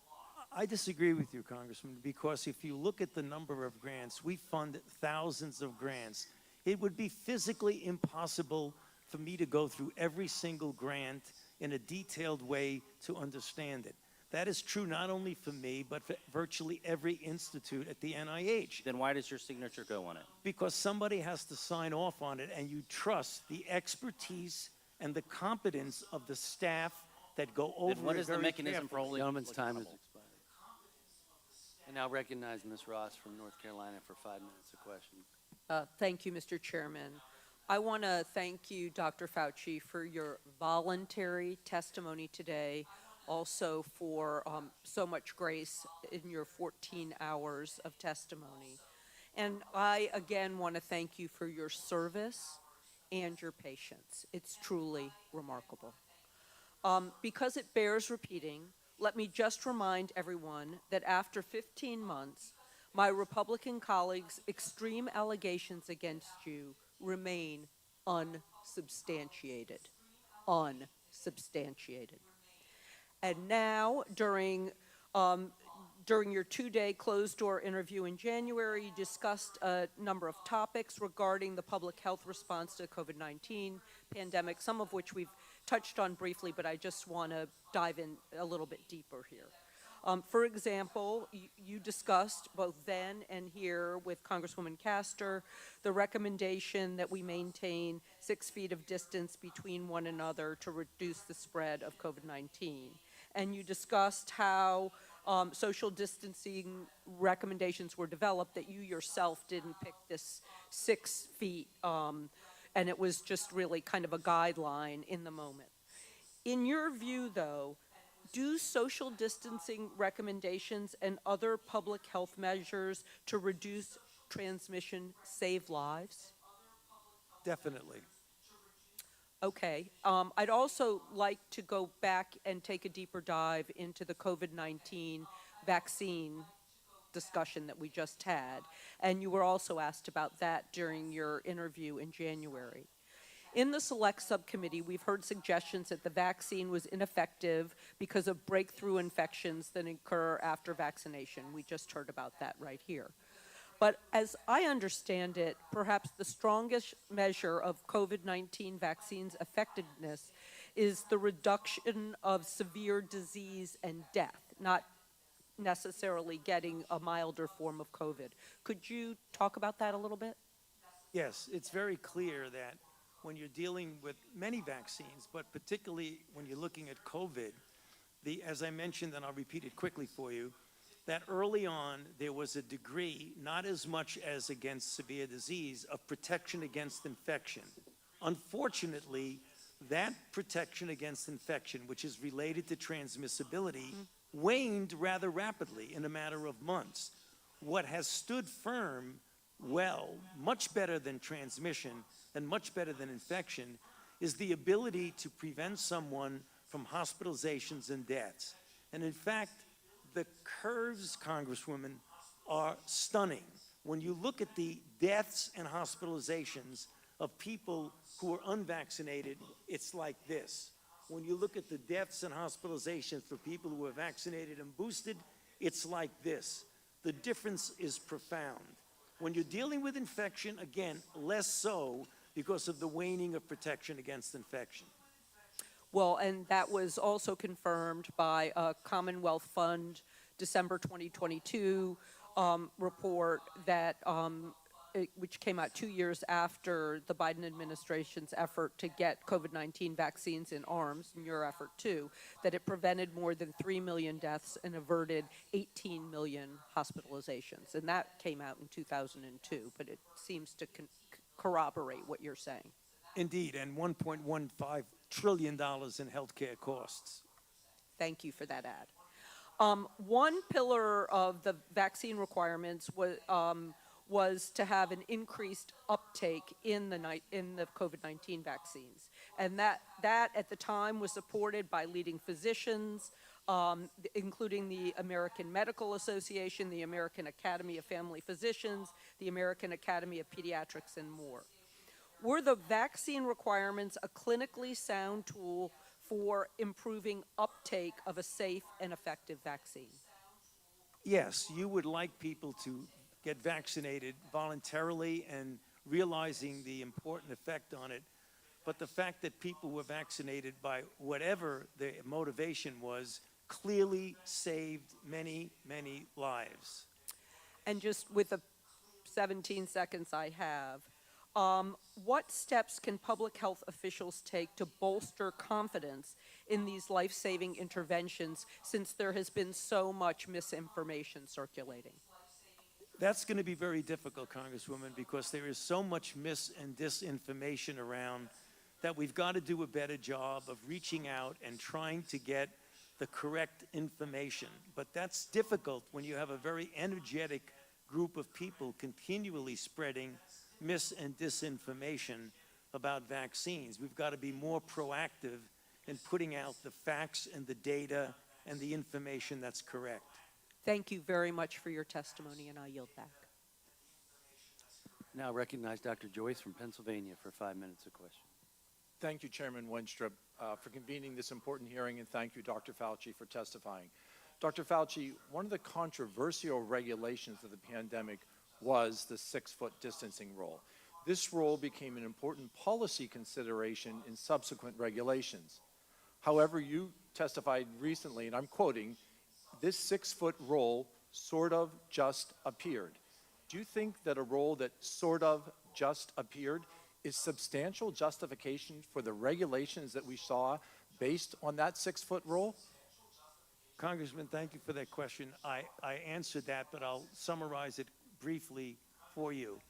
When saying it just appeared, it came from the CDC. Okay, you stated that earlier. What was your relationship with the CDC when you saw a regulation which was not based in the current science? Well, when I say was not based in science, I meant a prospective clinical trial to determine whether 6 foot was better than 3, was better than 10. But once we realized that the virus was not spread by droplets and was aerosolized, did you feel an indication to go back to the CDC and said, let's base this on science. Let's get rid of this 6-foot rule. This 6-foot rule crippled businesses. It allowed students to stay at home and not learn. Americans suffered. And that suffering continues because the fracture of trust in American scientists continues to this day. Did you not feel an obligation for something that just sort of appeared, not to go back to the CDC and say, let's base this on what we know? It was a CDC decision, and it was clear. Were you dialoguing with the CDC? Excuse me? Were you in communication with the CDC? CDC was part of the coronavirus response team. Yeah. And you didn't feel an obligation to go to them and say, look, Americans aren't going to trust us. Yeah. We're providing them with misinformation. We have discussions at the White House about that. We did, but the CDC's decision and was their decision to make, and they made it. And you didn't feel an obligation as the lead scientist at the NIH to challenge that? I've challenged the CDC multiple times. Publicly on this regard? Excuse me? Publicly you challenged them on the 6-foot distancing rule? It is not appropriate to be publicly challenging a sister organization. Do you agree that Americans now have lost their trust in science, in lead science from government because of misinformation like this? Well, when you talk about misinformation, I think that you have to be careful. It's not disinformation. It was information that ultimately proved, when you put the aerosolization in, that it was not an effective rule to have 6 feet of distancing. Dr. Fauci, let's move on. On April 21st, Dr. Morens wrote to Dr. Daszak in an email that there is no worry about FOIAs. I can either send stuff to Tony on his private Gmail, hand it to him at work, or at his house. He is too smart to let colleagues send him stuff that could cause trouble. Do you realize that this impact still considers today? This is your lead trusted researcher who works with you, your advisor. Do you realize the impact of that? It was a terrible thing. It was wrong, and it was inappropriate. Thank you. I I think we all agree it was incredibly inappropriate. Recently, in an op-ed that Senator Roger Marshall published just yesterday, he raised concern about HHS FOIA compliance following your testimony in front of the Senate Health Committee. Dr. Fauci, what involvement did you have in HHS not responding to FOIA requests following your testimony in the Senate in 2021? I had no role whatsoever in anything to do with the request.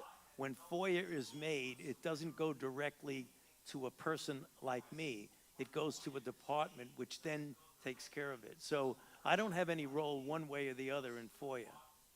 Let's go on. Were you aware that NIAID employees conducting official work on unofficial emails and inappropriately assisting grantees during your time as a director? I was not aware of that as it was occurring. It obviously came out during the committee hearings, but I was not aware of that. And I think that you put an exclamation point on how important these hearings are. Dr. Fauci, would you agree that this demonstrates the need for more accountability and increased oversight of NIAID? What you saw, I believe, with Dr. Morens was an aberrancy and an outlier. The individuals at the NIH and NIAID are a very committed group of individuals, and this one instance that you point out is an aberrancy and an outlier. That does From not your senior advisor for 20 years. But the title is senior advisor. We wrote scientific papers together. He didn't advise me, as I mentioned. Are your senior advisors not trusted staff? Again, I told you that his title was senior advisor, but he is not an advisor on policy. That's writes very confusing to science. have someone's title Right. and not having that to be their obligation But at that work. is the fact, though. I think that supports what we said. There needs to be more oversight and there needs to be more accountability. Mr. Chairman, my time has expired, but these points are very clear to all of us today in this hearing room. I yield back. I now recognize Mr. Garcia from California for 5 minutes. Oh, he left? I now recognize Ms. Green from Georgia for 5 minutes of questions. Thank you, Mr. Chairman. Mr. Fauci, you were quoted on CBS Face the Nation saying it's easy to criticize, but they're really criticizing science because I represent science. Do you represent science, Mr. Fauci? I am a scientist who uses the scientific method to gain information. Yes, you said you represent science. Do you represent science, Mr. Fauci? Yes or Again, no? Yes or no? No, that's not a yes or no Yes, answer. it's a yes or no. I don't think it is.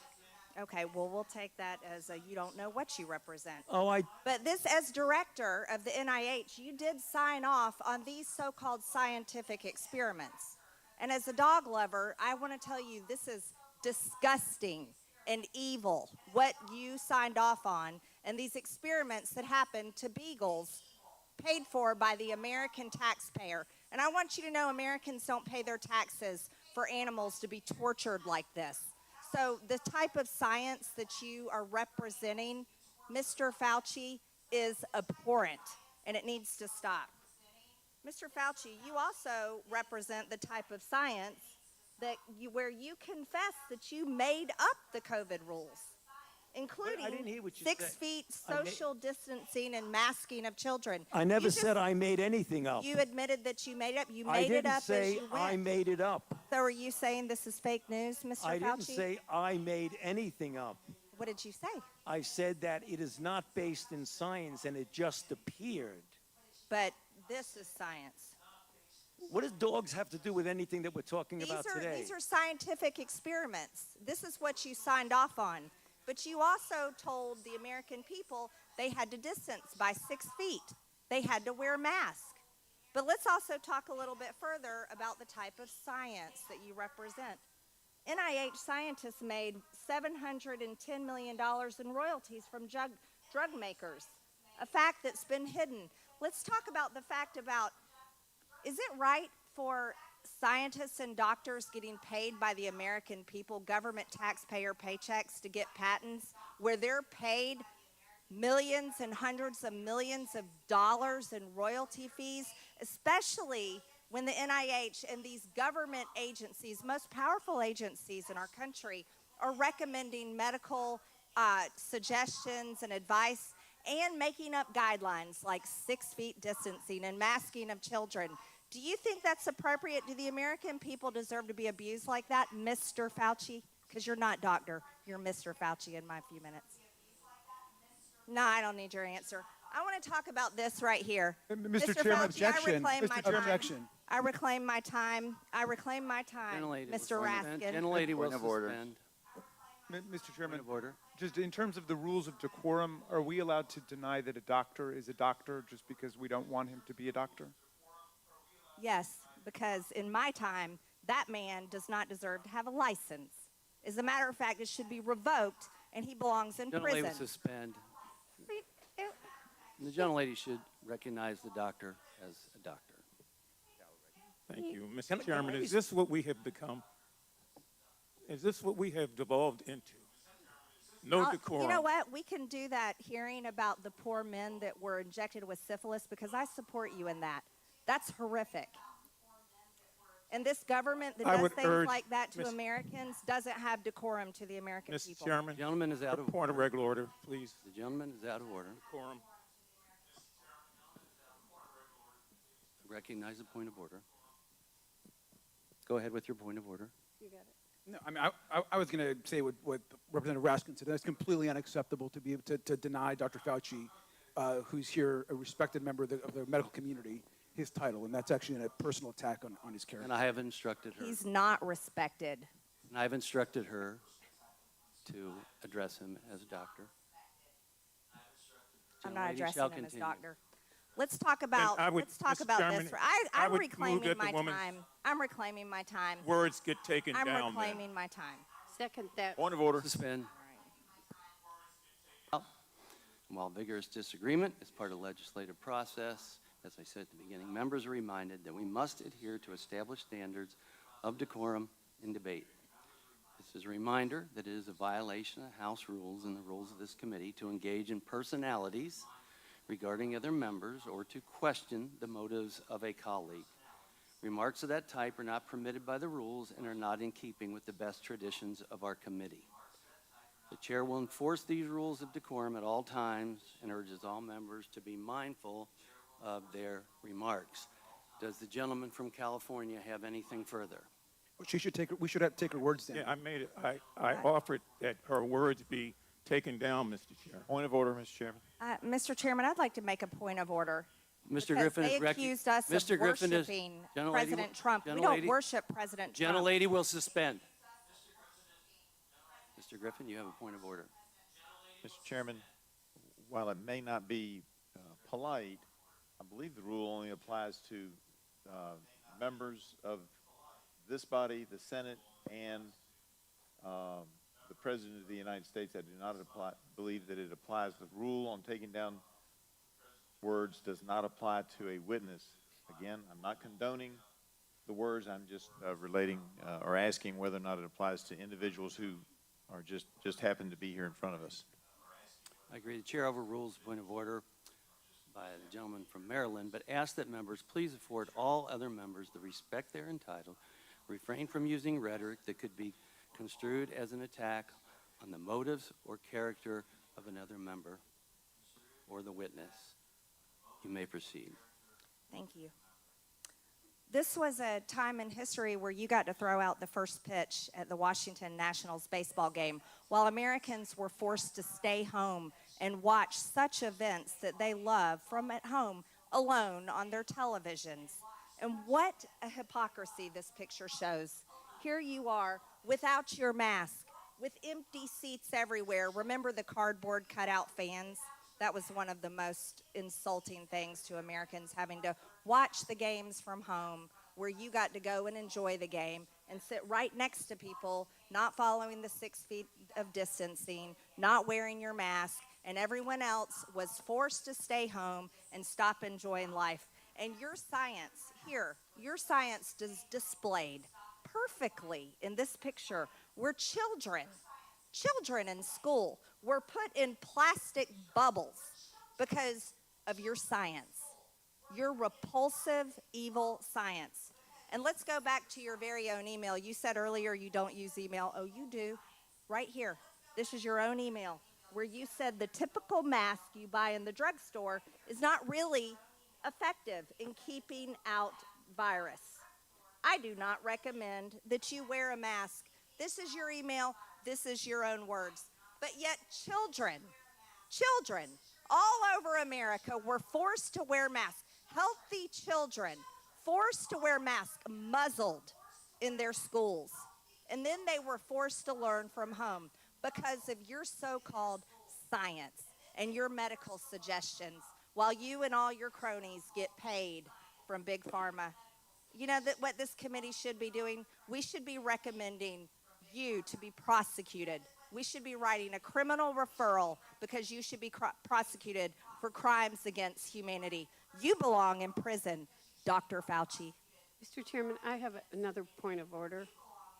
I recognize Ms. Dingell. Just want to make sure the record is clear. Dr. Fauci testified that he did not use his personal email for official business. He did not say he did not use email. And I think today, this particular has been full of lies and disregard and disrespect, and we need to stick to facts. Thank you. The gentlelady's time had expired before the point of order. I now recognize Mr. Garcia from California for 5 minutes of questions. Thank you, Mr. Chairman. Dr. Fauci, I am so sorry you just had to sit through that. That was completely irresponsible. Quite frankly, we're hearing, this might be the most insane hearing I've actually attended. I've only been in Congress for a year and a half, but I am so sorry that you are subjected to those level of attacks and insanity. Your quote-unquote so-called science that the gentlewoman is referring to has saved millions of lives in this country and around the world, and I want to thank you for that. I also think it's important to note that, in my opinion, is that you are an American hero, and your team has done more to save lives than all 435 members of this body on both sides of the aisle. You guys have worked not just during this pandemic, but over time to save millions of lives in this country and across the world. We lost 1.1 million American lives. 1.1 million American lives, 7 million lives around the world. We were having 9/11-like events, death events daily in this country, losing 4,000, 5,000 people every single day. I was mayor during the time of the pandemic. I remember how painful it was to close businesses, to shut down schools, but how quickly we forget the pain and how scared we were as a country. We were washing our groceries as they were coming in. We were keeping seniors at a distance. The tragedy that was happening in our nursing homes. Thousands of people were dying a day, and you and your team of the best and the brightest scientists in this country and the world were doing everything that you could and working night and day to save more and more of those lives. A lot of my colleagues know that my mom was a healthcare worker during the pandemic. My mom died of COVID. My stepfather died of COVID. I lost both of my parents during the pandemic. So I take this very personally, especially when other members of this body who are tasked to be responsible and to actually help the American people attack medical professionals like you and across the world. Vaccines, a vaccine that you and your team helped foster, have saved millions of American lives. These attacks are ridiculous. Now, even before this committee started, and I'm going to point a few things out. Even before this committee started, this same member that just went on this rant introduced the Fire Fauci Act and promoted it on a podcast, saying that COVID was a bioweapon. That is how insane some of these comments are. And I want to quote this. This is a quote from the same member. "I don't believe in evolution. These viruses were not making people sick until they created them. They weaponize these viruses to be able to attach to our cells and make us sick. It's a bioweapon." The "they created them," sir, is you. They are attacking you and our medical community for actually creating COVID that has caused the deaths of millions. And we know that these extreme comments are targeting public health officials across the country. I also want to show you this other comment. Same member who just attacked you. "The Fauci-funded Wuhan lab created the virus." This is so crazy and irresponsible. In this post, the same member of this committee is accusing you of orchestrating a global conspiracy to create COVID on purpose just to make people get vaccines. That you've done this, sir. This same member routinely promotes complete misinformation about vaccines and actually has encouraged the routine prevention of vaccinations that even eliminate diseases like the measles. Dr. Fauci, you brought together our nation and the world's best and brightest scientists to take on COVID and create a vaccine that works. I want to ask you a question. I want to be crystal clear for the public. You brought together the world and America's best scientists. Do you believe that the vaccine that you all helped create and ensure is safe and effective for the public? Yes, and its track record has proven that. And do you also agree that it saved hundreds of thousands and possibly millions of lives in America and across the world? That is absolutely correct, and it's very clear that it's saved millions of lives here and throughout the world. The Europeans have done the same studies that we have, and the data are incontrovertible that they save lives. Sir, and do you think the American public should listen to America's brightest and best doctors and scientists, or instead listen to podcasters, conspiracy theorists, and unhinged Facebook memes? No, listening to people who you just described is going to do nothing but harm people because they will deprive themselves of life-saving interventions, which has happened. And you know, some have done studies. Peter Hotez has done an analysis of this and shows that in people who refuse to get vaccinated for any variety of reasons, probably responsible for an additional 200,000 to 300,000 deaths in this country. Thank you, sir, and your entire team for saving lives in this country. And I'm sorry you have to continue going on with these attacks. I yield back. Oh, thank you. You're not allowed to speak. You're not allowed. Thank you. Thank you very much. Mr. Chairman, could you have her removed from Yes. the Thank you. chamber? Please have her removed. Excuse me, I asked the Capitol Police to escort.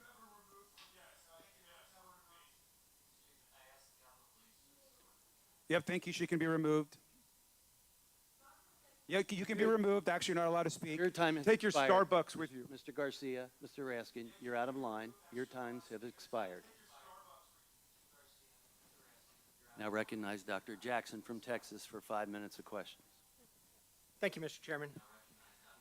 Dr. Fauci, I have to say, I, as so many Americans, am deeply disappointed in your actions during a critical time in our nation's history while you were in key leadership roles as the director of the National Institute of Allergy and Infectious Disease and as the chief medical advisor to President Biden. Put quite simply, you failed miserably, in my opinion. Based on all we have learned during the pandemic and all that we have since learned through this committee's work, I believe your failures stem from both an effort of self-preservation, manifested by a series of lies and cover-up, and by a total failure of leadership.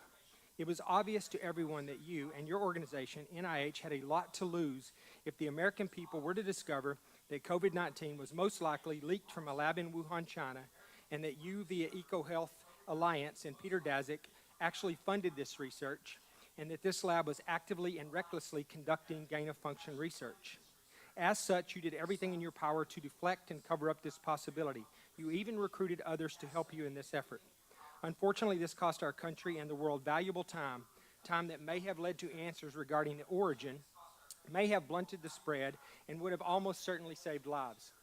While I think most of us have known all along what I just described, what I have been appalled to discover through sworn testimony to this committee is the level at which you and those that worked for you went to cover up the obvious. Just a few examples, and I know these have been touched on, but they're important for everyone to hear. Dr. Lawrence Tabak, former acting director of NIH, testified that under the generic definition that NIH did in fact fund gain-of-function research.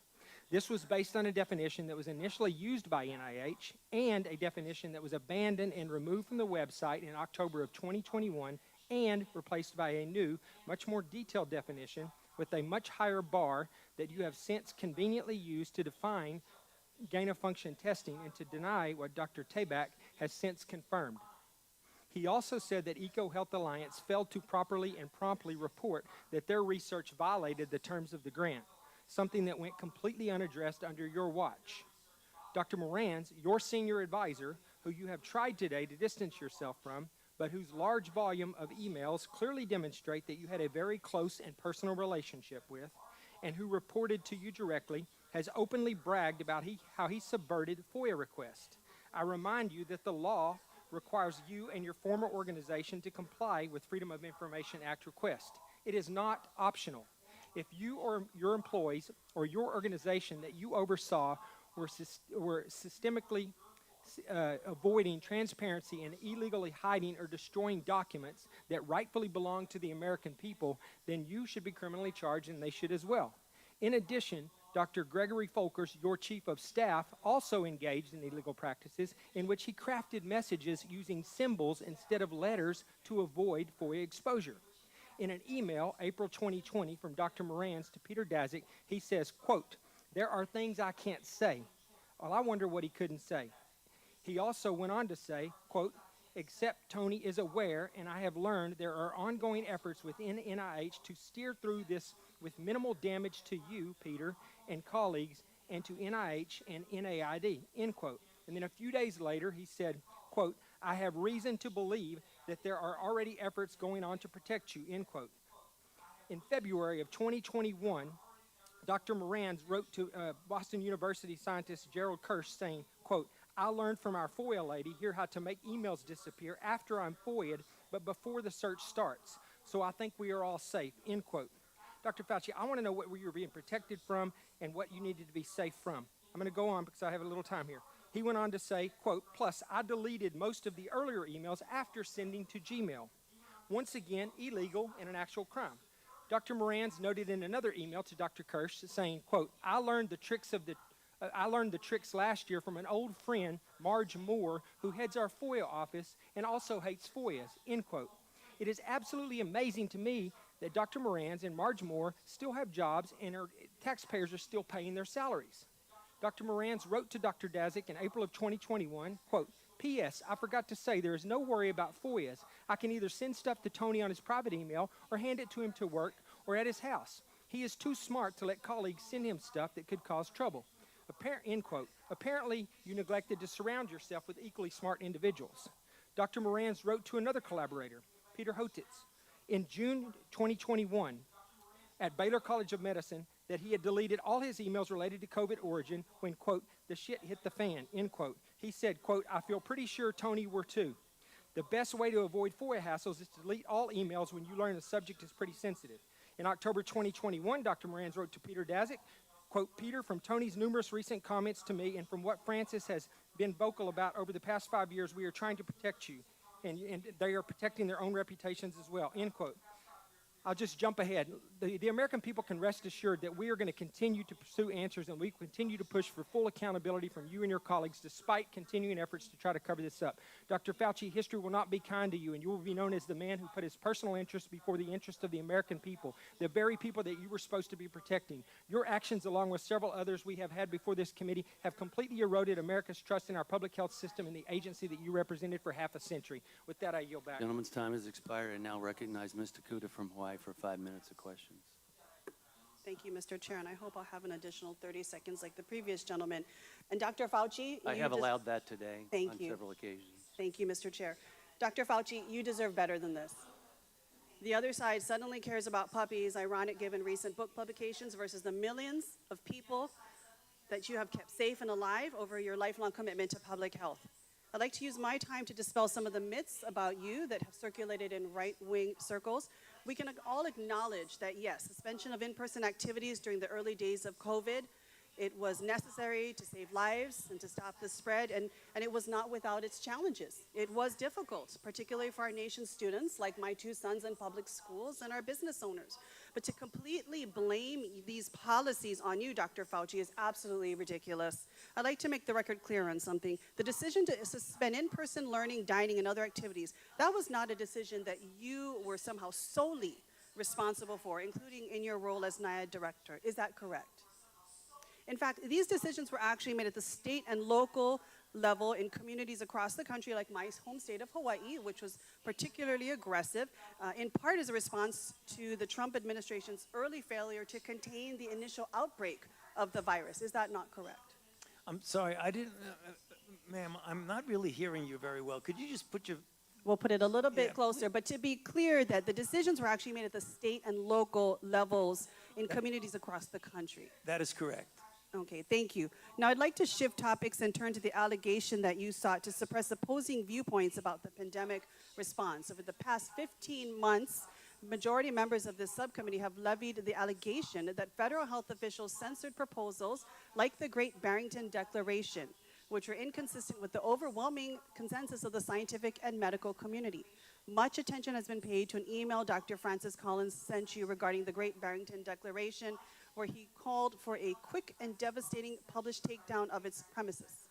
To be clear, this was not Dr. Collins suggesting that you suppress or censor the Great Barrington Declaration.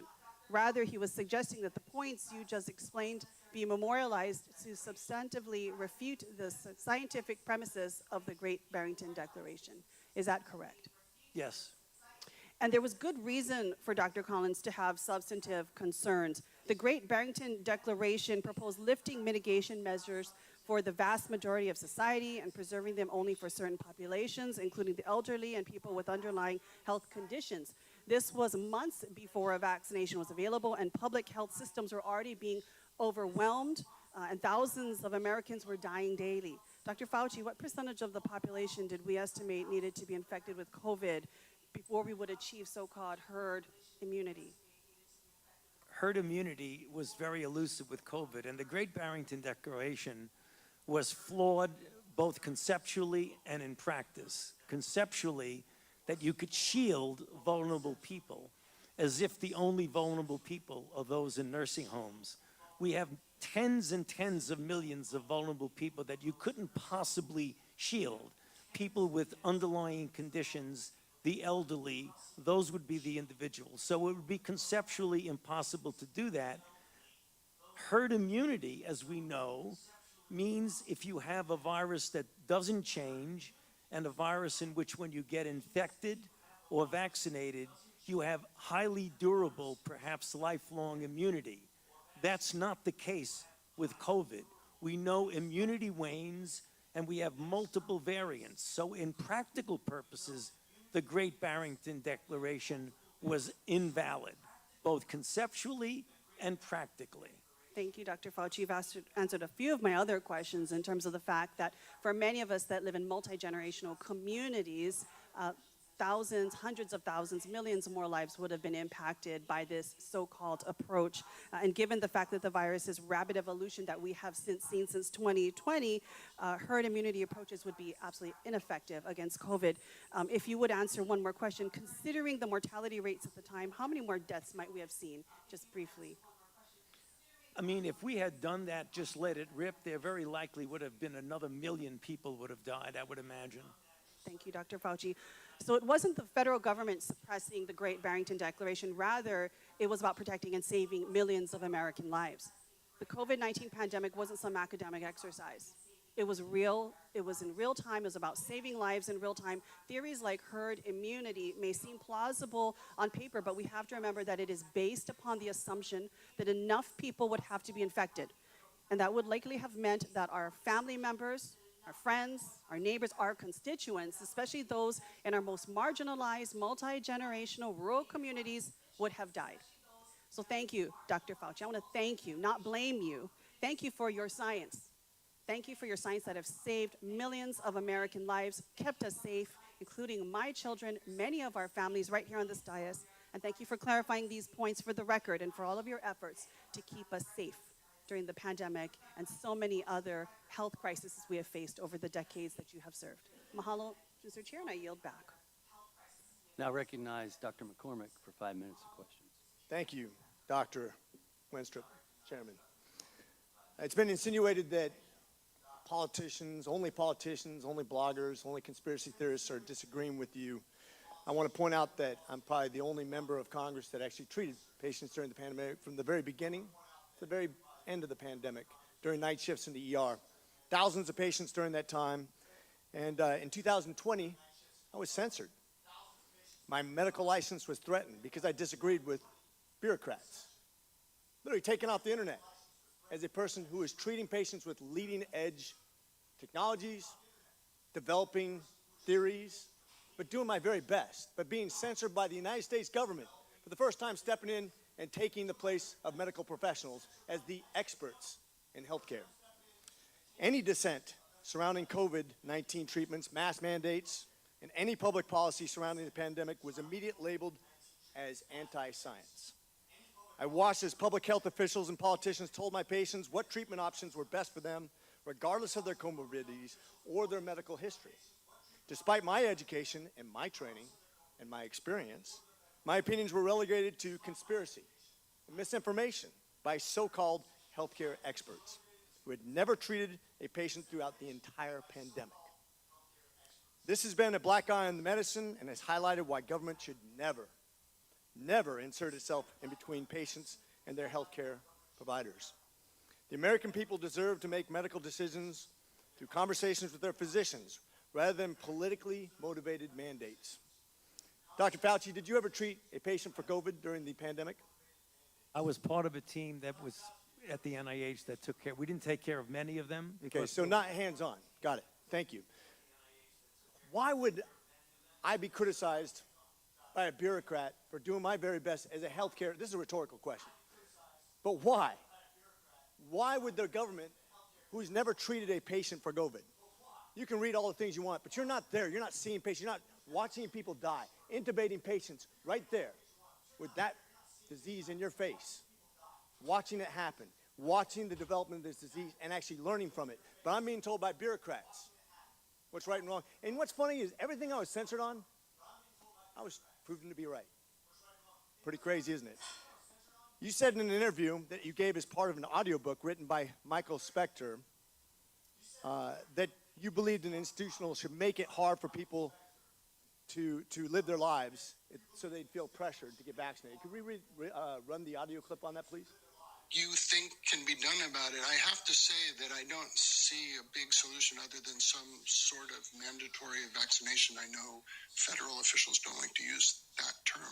Once people feel empowered and protected legally, you are going to have schools, universities, and colleges are going to say, you want to come to this college, buddy? You're going to get vaccinated. Lady, you're going to get vaccinated. Yeah. Big corporations like Amazon and Facebook and all of those others are going to say, you want to work for us, you get vaccinated. And it's been proven that when you make it difficult for people in their lives, they lose their ideological bullshit and they get vaccinated.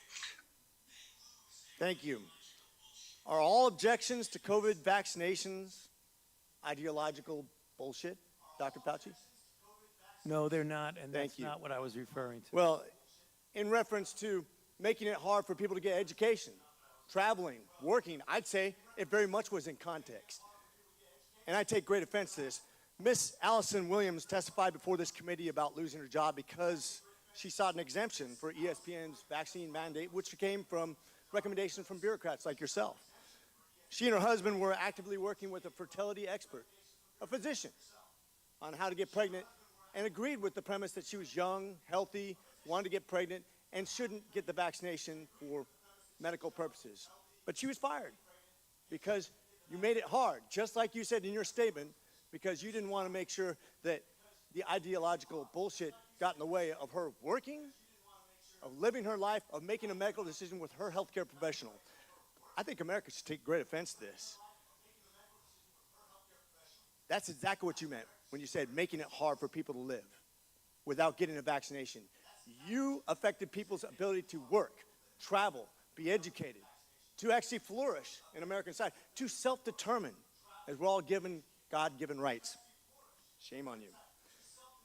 Dr. Fauci, you've become Dr. Fear. Americans do not hate science. I don't hate science. The American people hate having their freedoms taken from them. You inspired and created fear through mass mandates, school closures, vaccine mandates that have destroyed the American people's trust in our public health institutions. This fear you created will continue to have ripple effects over generations to come. You have already seen its effects in education, in the economy, and everything else. Quite frankly, you said, if you disagree with me, you disagree with science. Dr. Fauci, I disagree with you because I disagree with fear. And with that, I yield. I now recognize Mr. Moskowitz from Florida for 5 minutes of questions. Thank you, Mr. Chairman.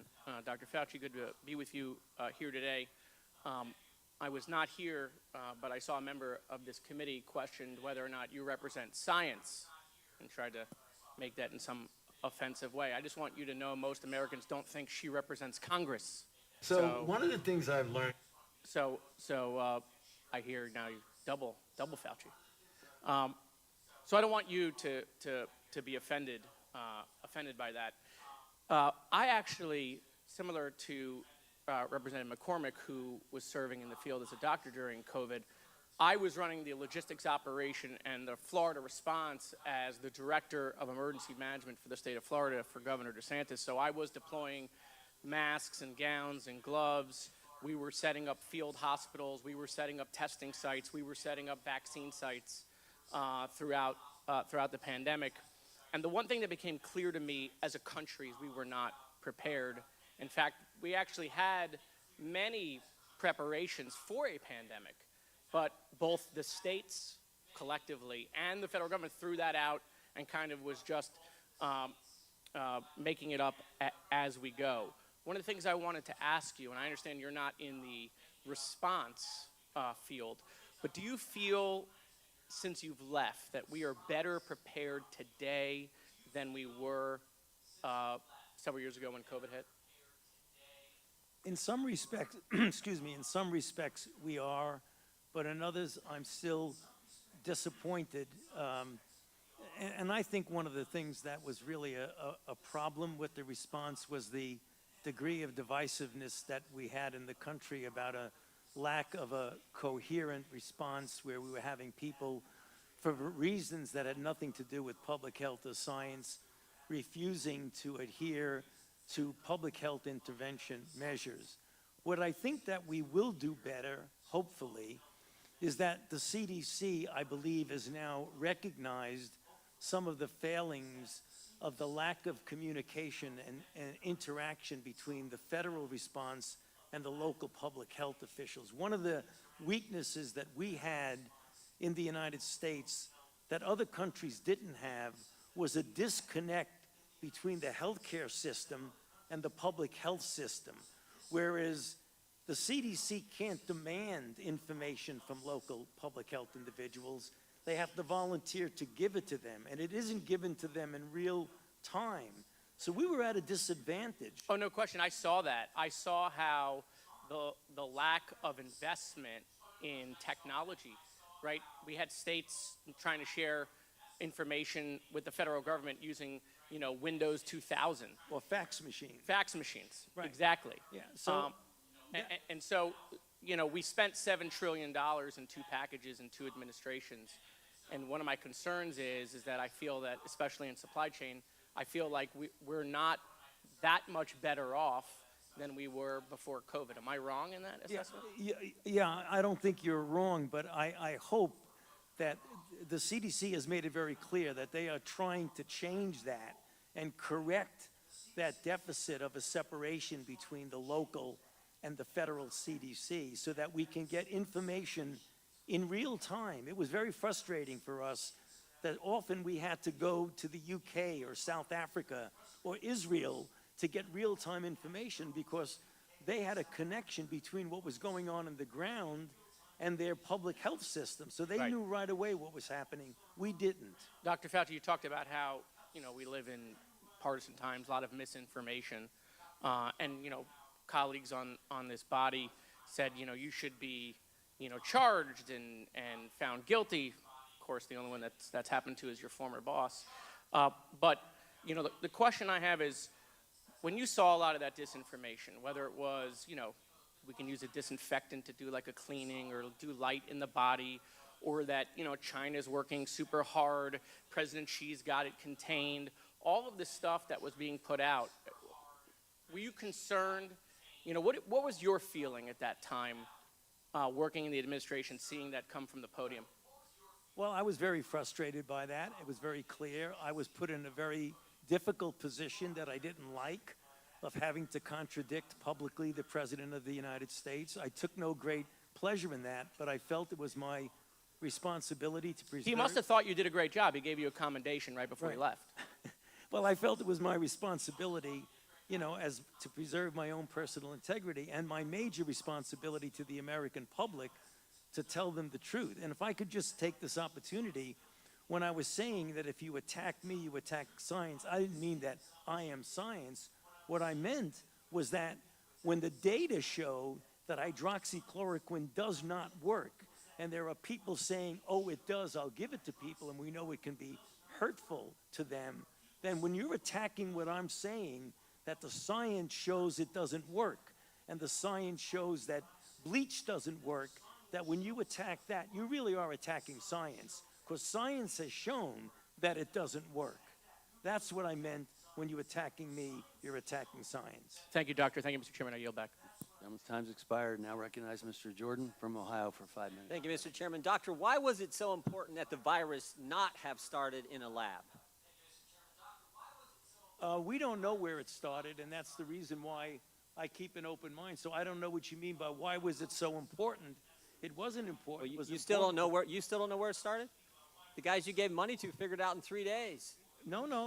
Mr. Anderson said on January 31st, 2020, virus looks engineered, virus not consistent with evolutionary theory. The very next day, Dr. Gary said, I don't know how this happens in nature. It'd be easy to do in a lab. And then 3 days later, Shazam, they switch and say it has to be nature. So they figured it out in 3 days, but you still don't know? No, in fact, if you look at what they were saying, Congressman Jordan, They were saying that it was not a manufactured virus. It still could have evolved out of a lab. Well, let me read by something here to you. accident. They're not incompatible. In our study on the censorship of the Biden administration working with big tech, I want to read you a WhatsApp message from Mark Zuckerberg. Can we include that the White House put pressure on us to censor the lab leak theory? So this is a communication on July 16th, 2021. Nick Clegg, Joel Kaplan, Sheryl Sandberg, Mark Zuckerberg. They're certainly feeling the pressure to downplay any lab leak theory and go with the natural origin theory. Is there a question there? There's coming. One's coming. Here's another email to Mark Zuckerberg. It says, subject line, COVID misinformation, Wuhan lab leak theory. In response to continued public pressure and tense conversations with the new administration, we started removing 5 COVID claims, including the lab leak theory. Mr. Zuckerberg responds, this seems like a good reminder that when we compromise our standards due to pressure from an administration in either direction, we often later regret it. Why was it so important the virus not have started in a lab? Wasn't so important that the virus not. We don't know. We Well, know it was important to someone in the Biden administration, so much so that the top people at Meta, the top people at Facebook are asking, why are we getting all this pressure to downplay the lab leak theory? And we have an email from June of the same year, June 4th, 2021, saying the same thing. It was certainly important to somebody. Well, what has that got to do with me? I'm asking you because you're the expert on the coronavirus. I'm saying, why Am I was on the those administration? emails? Why was the administration so pushing not to have the lab leak theory as something that was viable? I can answer that. I've kept an open mind throughout the entire You kept process. an open mind, Dr. Fauci, open mind. That is correct. What happened in those 3 days? Why did Dr. Anderson and, Mr. Anderson and Dr. Gary, why did they change their mind in 180 degrees? Because what Christian Anderson says 3 days later, after he said virus looks engineered, virus not consistent with evolutionary theory, 3 days later he says the main crackpot theories going around at the moment relate to this virus being somehow engineered, and that is demonstrably false. How did they figure all that out in 3 days, Dr. Fauci? You can do that. Still have an open mind. Well, what they did is that they testified before this committee. What they did, they went back and looked at the sequences and realized that their initial concern was unfounded about that, and it did not look at all like it was manufactured. But as they said in their paper, even though they feel it was more likely— 3 days, they figured it out. That's exactly. You could do that in 3 days. You can scan sequences in a day. You don't need 3 days. Okay, who's Robert Redfield? The former director of the CDC. Dr. Redfield, right? And he was also on the coronavirus task force. Is that accurate? He was a member of the coronavirus task force. And here's what he said to this committee. He said, Redfield said that Fauci and Collins left him out because Redfield suspected that coronavirus had leaked from the Chinese lab. Is that accurate? Well, he said that, but that's not true. That is incorrect, Congressman. Dr. Redfield's lying to the committee when he sat right where you sat? When he said that I kept him out, that is an incorrect statement.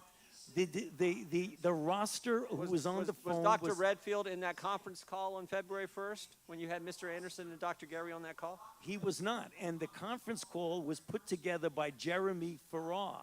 So no one kept him out. He said he was kept out because Did U.S. tax dollars— You want me to answer the question? Yeah, I would just wonder why he wasn't on the call. It seems to me the head of CDC, part of the coronavirus task force, which was formed 2 days prior to that call, would have been on the call. Well, the call was arranged by Jeremy Farrar. You should ask him. Okay. Did U.S. tax dollars flow through a grant recipient to the lab in China? I'm sorry. Did U.S. tax dollars flow through a grant recipient to the lab in China? Yes, of course. It was a sub-award to the Wuhan Institute. And who approved that award? Excuse me? And who approved that award? What agency approved that award? National Institute of Allergy and Infectious Diseases. Your agency approved that, right? Yes, it did. After. Did that have anything to do with this downplaying of the lab leak theory? No. Nothing to do with it. Nothing. What? Do you agree that there was a push to downplay the lab leak theory? Not on my part. Really? Really? Wow. Wow. I think most of the country would find that amazing. I still got 11 seconds. Well, look at the facts. I've kept an open mind throughout the entire process. All right, I yield back. I now recognize the majority staff for no longer than 30 minutes of questions. Dr. Fauci, it's good to see you again. I want to ask a couple questions about some of the members' questions and then get into some follow-ups. The issue of the CIA trip was brought up. That was brought to us by a whistleblower. That was not an allegation made by the committee. It was an allegation made by the whistleblower. You testified at a transcribed interview back in early January. Do you recall me asking you about that allegation? About the going to the CIA? Yes. And do you recall, and you denied it then as well, and you denied it here today, do you recall the subcommittee publishing that you denied it? I don't recall. We did. You did, okay. We put it out in a press release afterwards that you denied the whistleblower's allegation. And then today, during the course of the last couple hours, have any members on the majority side of the dais asked you about a trip to the CIA? Yeah. They have? No, they have. I'm sorry, Mitch, I'm not hearing this so well. I have a point of order, Mr. Chairman. What's the gentleman's point of order? I have an inquiry about whether or not I'm hearing things, whether or not you just yielded 30 minutes of committee time to staff. That is correct, both sides. And the question that the gentleman just raised was a question that I raised. So apparently he was not listening when I was questioning Dr. Fauci. Thank you for your point of order. You may continue. What I asked was, we asked you about this in a transcribed interview. You testified that you did not go to the CIA. We published that you refuted that allegation. And then today, no members of the Republican side of the dais have asked you that question. Is that accurate? Thank you. You've been asked a number of times about your former senior advisor, Dr. Morins, and have said, and I want to make sure I characterize it correctly because it goes a little back and forth, that you didn't conduct official business over a personal email with Dr. Morins. Has Dr. Morins emailed your personal email before on non-official purposes? As I mentioned, we wrote scientific papers together, so he very well may have used that. Of course, that's the email I use when I write a scientific paper, right? And that's because NIAID policy allows you to write on semi-official time, write papers, but you just have to put a disclaimer that this is not the view of in other NIAID. words, if you're doing something as official business, you shouldn't use your emails that are your official business. So in order to be compliant with the regulations, you would use a personal email. I appreciate it. I want to ask about some of the public health policies enacted during the pandemic. Dr. Francis Collins, the former NIH director, recently said in an interview, and I'm quoting, you attach an infinite value to stopping the disease and saving a life. You attach a zero value to whether this actually totally disrupts people's lives, ruins the economy, and has kept many kids out of school in a way that they never quite recovered. Understanding the COVID task force had a lot of voices at the table, is that an accurate description of the public health advisors, and then you could fit in other advisors along the way? Yeah, you know, Mitch, what I believe that Dr. Collins was saying was that we give advice based on pure public health issues. It's very, very clear now, retrospectively, looking at the potential collateral negative effects of things like mandating. It would be important for us now, since the purpose of, I believe, why we're here, is to how we can do better next time, is to consider the balance. I think things that we did in the beginning were in the context of horrible situation of 4,000 to 5,000 deaths per day. But that doesn't mean that you don't go back and look and say, did everything we do at that point and the duration for which we did it, was that appropriate, and do we need to re-examine? I believe that's what Dr. Collins was referring to, and I agree with him on that. And you got to my next question, that we are here trying to figure out how to do better next time, lose fewer lives next time. Would that be a better thought process going forward of thinking about the possible unintended consequences of public health measures? Absolutely. And you've heard from both sides of the dais today, first weeks, months, novel virus, nobody knew what was going on, called for some drastic measures. Once there was a better understanding of who the most affected demographics were, do you think it would be important to more narrowly craft public health measures to specifically favor those demographics? The answer is yes, but you have to be careful, because if you have a certain group that is being predominantly afflicted, if you're really, really clear that another group is really quite protected, then you should fashion it demographically related. But what often happens with outbreaks is that they're a moving target, and you only hear about other vulnerables as you get further into the outbreak. So the answer to your question is you're partially correct that you need to do that, but you've got to be careful when you're dealing with a moving target. And we can appreciate that. You've been asked a little bit again about the theories of natural immunity and herd immunity. Those are both real scientific theories in infectious disease, is that correct? Yes. And between infection-acquired immunity and vaccinated-acquired immunity, did the United States hit herd immunity? The answer is no, and I've written a paper on that, is that when you're dealing, and just let me take 30 seconds, I don't want to run out the clock on you, but I think it's important to make this point. When you talk about herd immunity, it's predicated on two principles: that you're dealing with a pathogen that's not changing, and number two, that when you either get infected or vaccinated, the duration of the immunity is measured in decades, if not a lifetime. So that if you have a pathogen that stays the same, like measles doesn't change. So I was infected with measles when I was a child. It's the same measles that's infecting people in certain countries in the developing world. Number two, when you get either infected or vaccinated with measles, you have immunity that's durable minimally in decades and possibly for life. So if you get the same pathogen and you get a large percentage of the people who have either been infected or vaccinated, then you have herd immunity. We did not ever have that with COVID. And you've also been asked a number of times about the vaccine and vaccine mandates. Were you the one that recommended to the president to mandate vaccines for certain individuals? No. Do you know who did? No, it was more of it was a combination of a group and just saying that, certain agencies like the Labor Department or what have you would feel that this would be done. But it was not like I one day said, hey, we should mandate vaccines. That did not happen.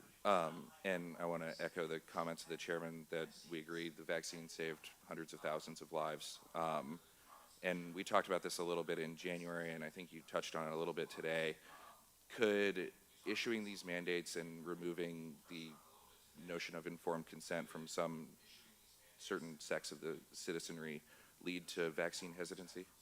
Yeah, I mentioned this, I believe, in the TI, that as a matter of fact, that's something that I think we need to go back now when we do an after the event evaluation about whether or not, given the psyche of the country and the pushback that you get from those types of things, we need to reevaluate the cost-benefit ratio of those types of things. And then I won't belabor the point, but we talked about the 6-foot distance an awful lot today. Do you recall if it was ever suggested to be 10 feet? I don't recall, Mitch, if it was ever suggested it was 10 feet, but when I made my explanation of what it was, I was saying that there was no trial that looked at 10 versus 6 versus 3 versus not even worrying about it at all. And you said today that there were discussions at the White House about the 6-foot rule. You don't recall if it was discussions about whether or not it should be 3 or should be 10 or should be 6? I don't recall, Mitch, what the exact discussion was, but as I've said in response to multiple questions, what we had, the CDC was said that on the basis of their evaluation, which was based on the droplet approach, that 6 foot would be to go. And since there was no clinical trials going one way or the other, that's why it was accepted by the group.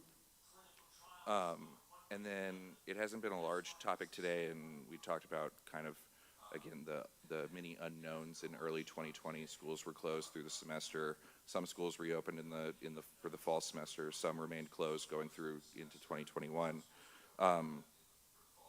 Looking back, were there are there current academic ramifications of remote schooling or kids not being in school? I think there have been a number of, I know, that there have been a number of studies to show that there are lasting effects, at least up to this point. They tend to attenuate over time, but there have been substantial negative effects on learning and on children when you keep them out of school for a prolonged period of time. Have you seen any studies suggesting physical health ramifications? I haven't seen physical health ramifications. Mental health? I believe that there are some that show psychological issues that relate to keeping kids out of the environment, of the social environment of the school. And apologize for bouncing around. We don't have 14 hours with you today. I've got 30 minutes, so I'm so sorry about that. I'm gonna move quickly. Yeah. Again, across the dais, both sides of the aisle, a lot of questions on the origins of COVID and finding out the origins and how that could better lead to both protecting against spillover and wildlife trade, but also increased biosafety standards. As you sit here today, is it possible that COVID-19 was the result of a laboratory-related accident? Oh, absolutely. And like I mentioned multiple times, I keep an open mind. I feel, based on the data that I have seen, that the more likely, not definitive, but the more likely explanation is a natural spillover from an animal reservoir.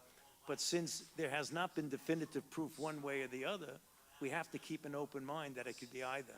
And based on that answer, I think, is the hypothesis that COVID-19 accidentally leaked from a lab a conspiracy theory? No, I mentioned that several times. Conceptually, the concept of it is not a conspiracy theory.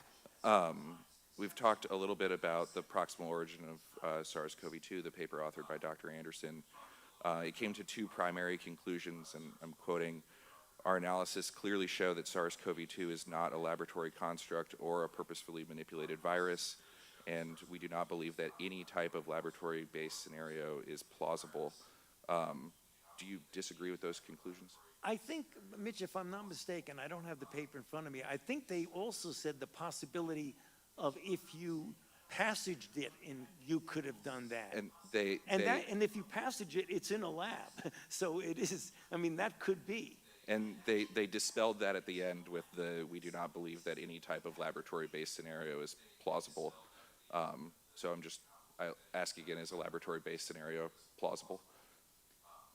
Well, I mean, again, I don't want to speak for what they meant in that paper, but I have said multiple times, I keep an open mind that it could be either a laboratory leak or it could be what I think the data is leaning towards mostly, which is a natural occurrence from an animal reservoir. And this email was brought up too on April 16th, 2020. Dr. Collins wrote to you and said, wondering if there's something NIH can do to help put down this very destructive conspiracy, referencing the lab leak. I hope the Nature Medicine article on the genomic sequence of SARS-CoV-2 would settle this, but probably didn't get much visibility. Anything more we can do? The next day, you were at a White House press conference and cited proximal origin and said that proximal origin established that COVID-19, quote, is totally consistent with a jump of a species from an animal to human. Did anyone tell you to cite proximal origin from the White House podium? No, it was in response, I believe, to a question that might have been asked by a reporter, but I wasn't stimulated to say that at all. I was responding to a question. At that time, back in April of 2020, was it also your belief that a lab leak was possible? Yeah, I've always had an open mind about it.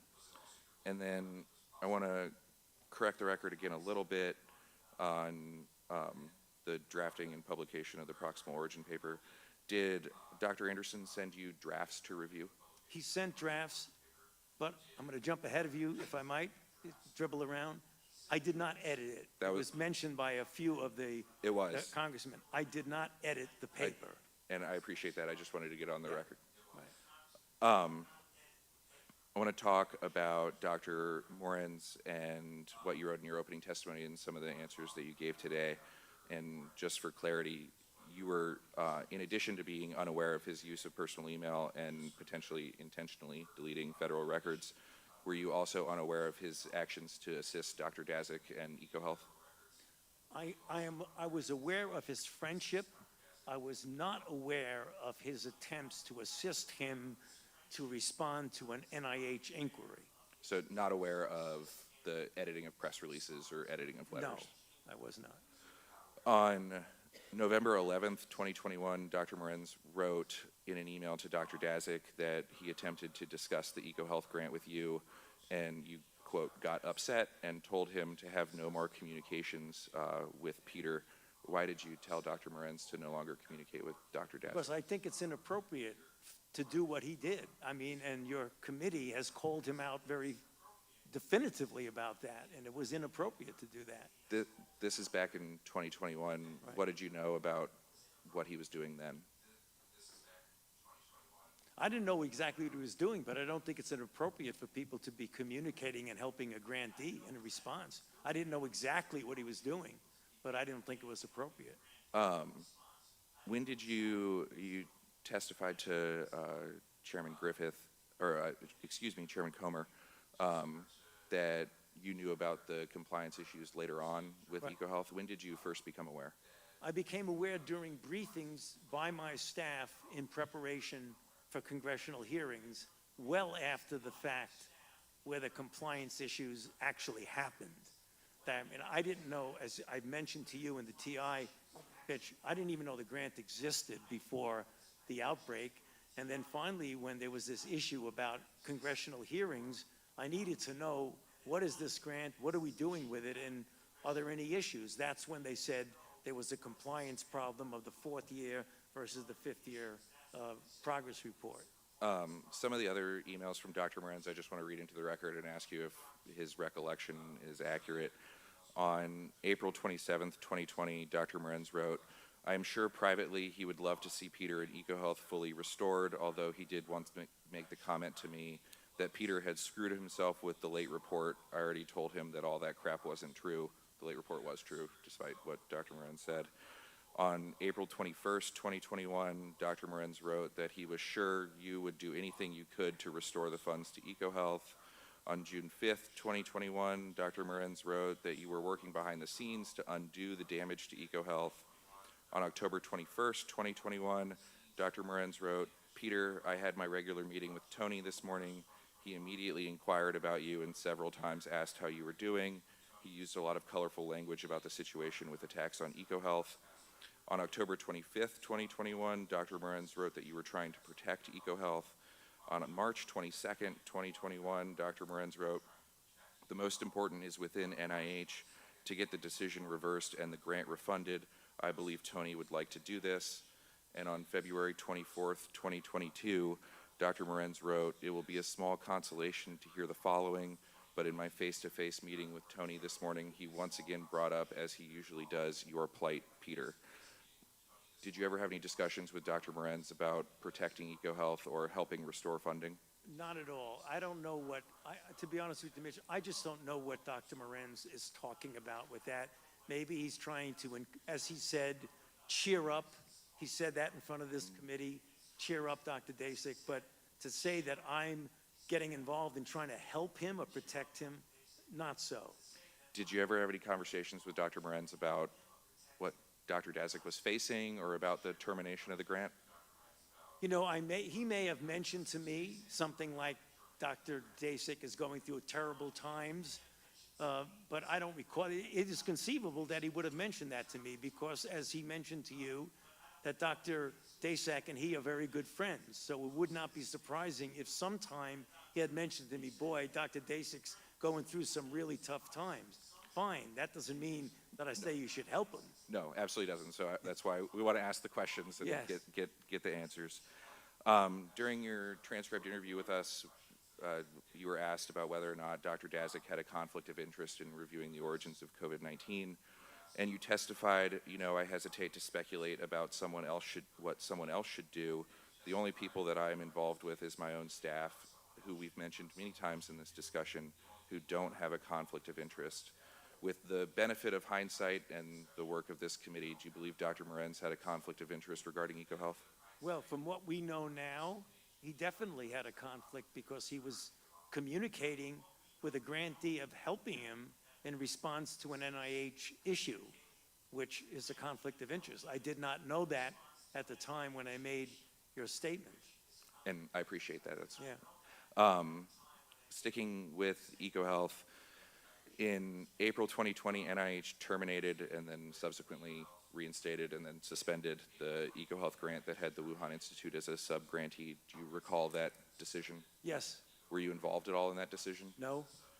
You previously testified to House Energy and Commerce that you were in essence told to cancel the grant. Do you recall who told you? We got it from a number of, now retrospectively we found out how it was. It was the White House told the department to tell the NIH to cancel the grant. Did you agree with the cancellation? What is that? Do we need to listen to that? Okay. He was escorted out. Yeah, okay, good. I'm sorry, repeat the question, Mitch. Did you agree with the cancellation? You know, it wasn't a question of agreeing or disagreeing. It was like, can we really do that? I don't think that you can do that. And as it turned out, I was right. Because the general counsel of HHS said, by the way, you can't do that. You've got to restore the grant. And that's why they restored it and then suspended it pending the compliance review. Exactly. Not to keep reading Dr. Morenz's emails, but on June 24th, 2020, Dr. Morenz wrote an email. He, referencing you, made some additional comments to the effect that this came from the White House and he was totally opposed to it. You weren't totally opposed to it? Well, see, that's his, he's doing a lot of interpretation, Mitch. His interpretation, I was totally opposed to it. It was more of, can we really legally do that? And the answer turned out, I was right. No, you can't. Do you recall, did the department ask you first or Dr. Collins first to terminate? I think the it grant? went directly to Building 10, Building 1, the director's Is that the NIH director's yeah, office? Yeah, I think it went from the department to NIH to us. Okay. Were you, prior to your retirement in December of 2022, were you involved in any of the compliance actions NIH took against EcoHealth? I don't believe so. I think the actual, and again, I'm a little unclear about the time, but I think most of the disciplinary actions actually occurred after I left, if I'm not mistaken.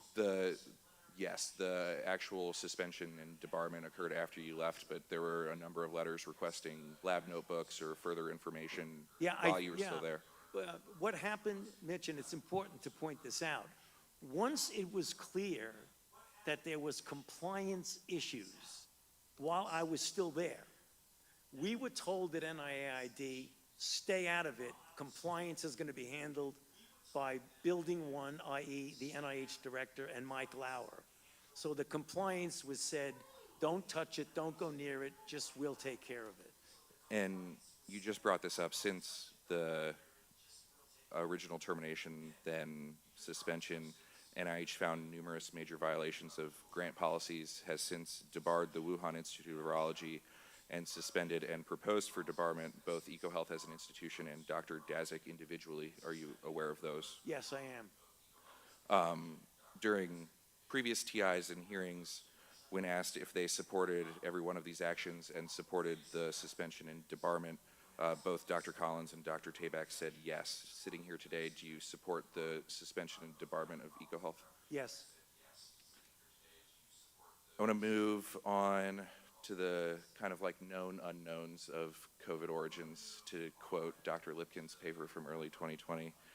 On October 20th, 2021, Dr. Tabak sent a letter to then ranking member Mr. Comer that said the bat coronaviruses studied under the EcoHealth Alliance grant could not have been the source of SARS-CoV-2 and the COVID-19 pandemic. You've testified similarly both back in January and today.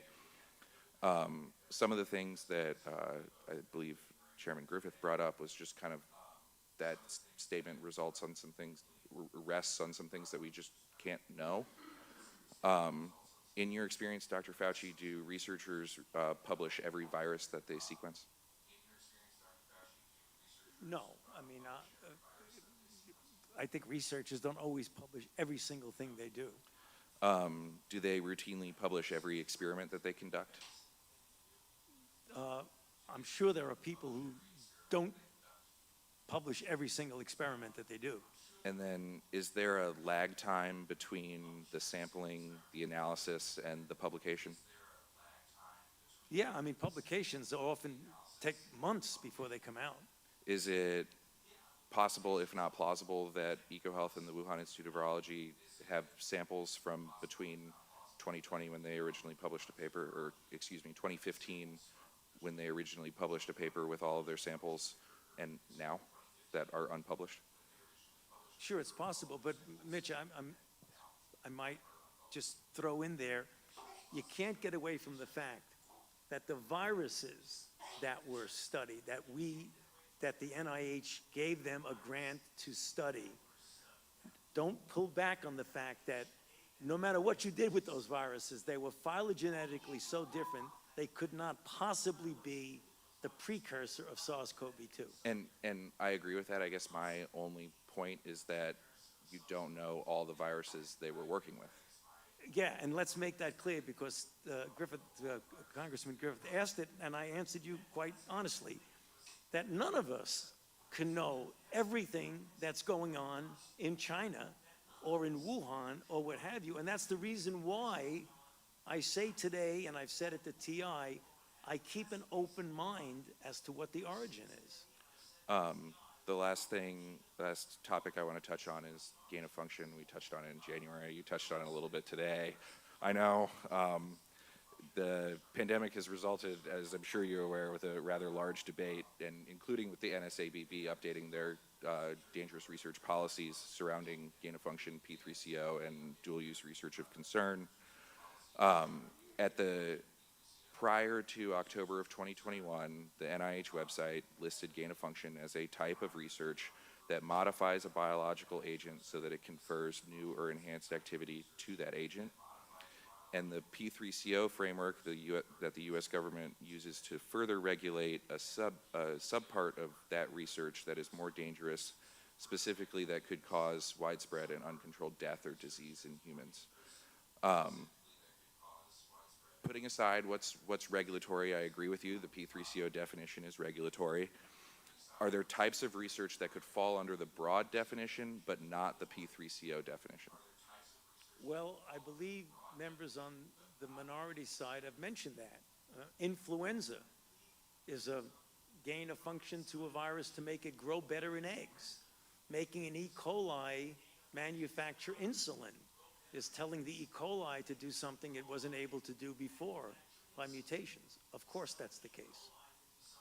So in kind of the Venn diagram of this research, something could fall under gain of function without falling under further regulation.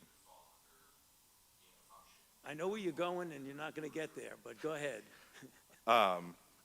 According to EcoHealth's Year 5 progress report, they facilitated an experiment in Wuhan that had 7 mice infected with Wuhan Institute of Virology 1 as the backbone. 5 survived. Then 8 mice were infected with a chimera of WIV1 and the spike from another virus, and 2 survived. In EcoHealth's own words, these results suggest that the pathogenicity of that full-length chimera is higher than others. Right. You were asked today, and it was read back to you a little bit, but on May 16th, just a few weeks ago, Ms. Lesko asked Dr. Tabak, did NIH fund gain-of-function research at the Wuhan Institute of Virology through EcoHealth? And Dr. Tabak answered, if you're speaking about the generic term, yes, we did. On May 11th, you were asked a similar question, and you answered the NIH has not ever and does not now fund gain-of-function research at the Wuhan Institute of Virology. I'm going to ask it, and you can answer it how you want to answer it. According to the broad definition of gain-of-function research and the definition Dr. Tabak was testifying pursuant to, did NIAID fund gain-of-function research via EcoHealth in Wuhan? The broad definition of gain of function, in my mind, is not applicable here and does nothing but confuse the situation.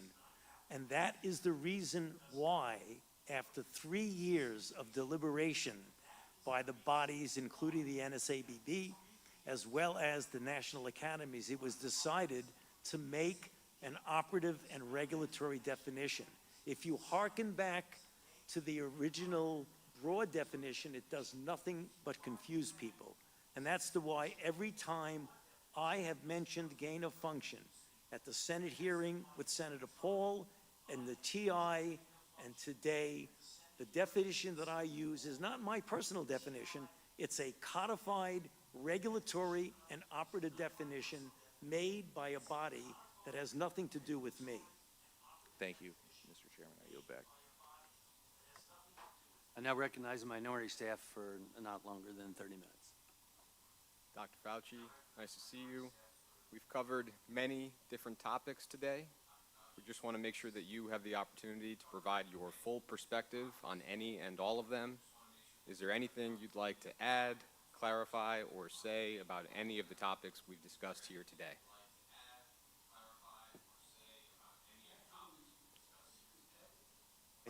We've covered just about everything, but if you come up with something you want to ask me, I'd be happy to try to fill it in, but I think we've been rather extensive today. I think that's great, and I think we agree, and so with that, we'll yield back the remainder of our time. I'd like to yield to the ranking member Ruiz for a closing statement if he would like one. Dr. Fauci, I'd like to thank you for your testimony today, and I would like to thank you for your decades of service to our nation, especially with the HIV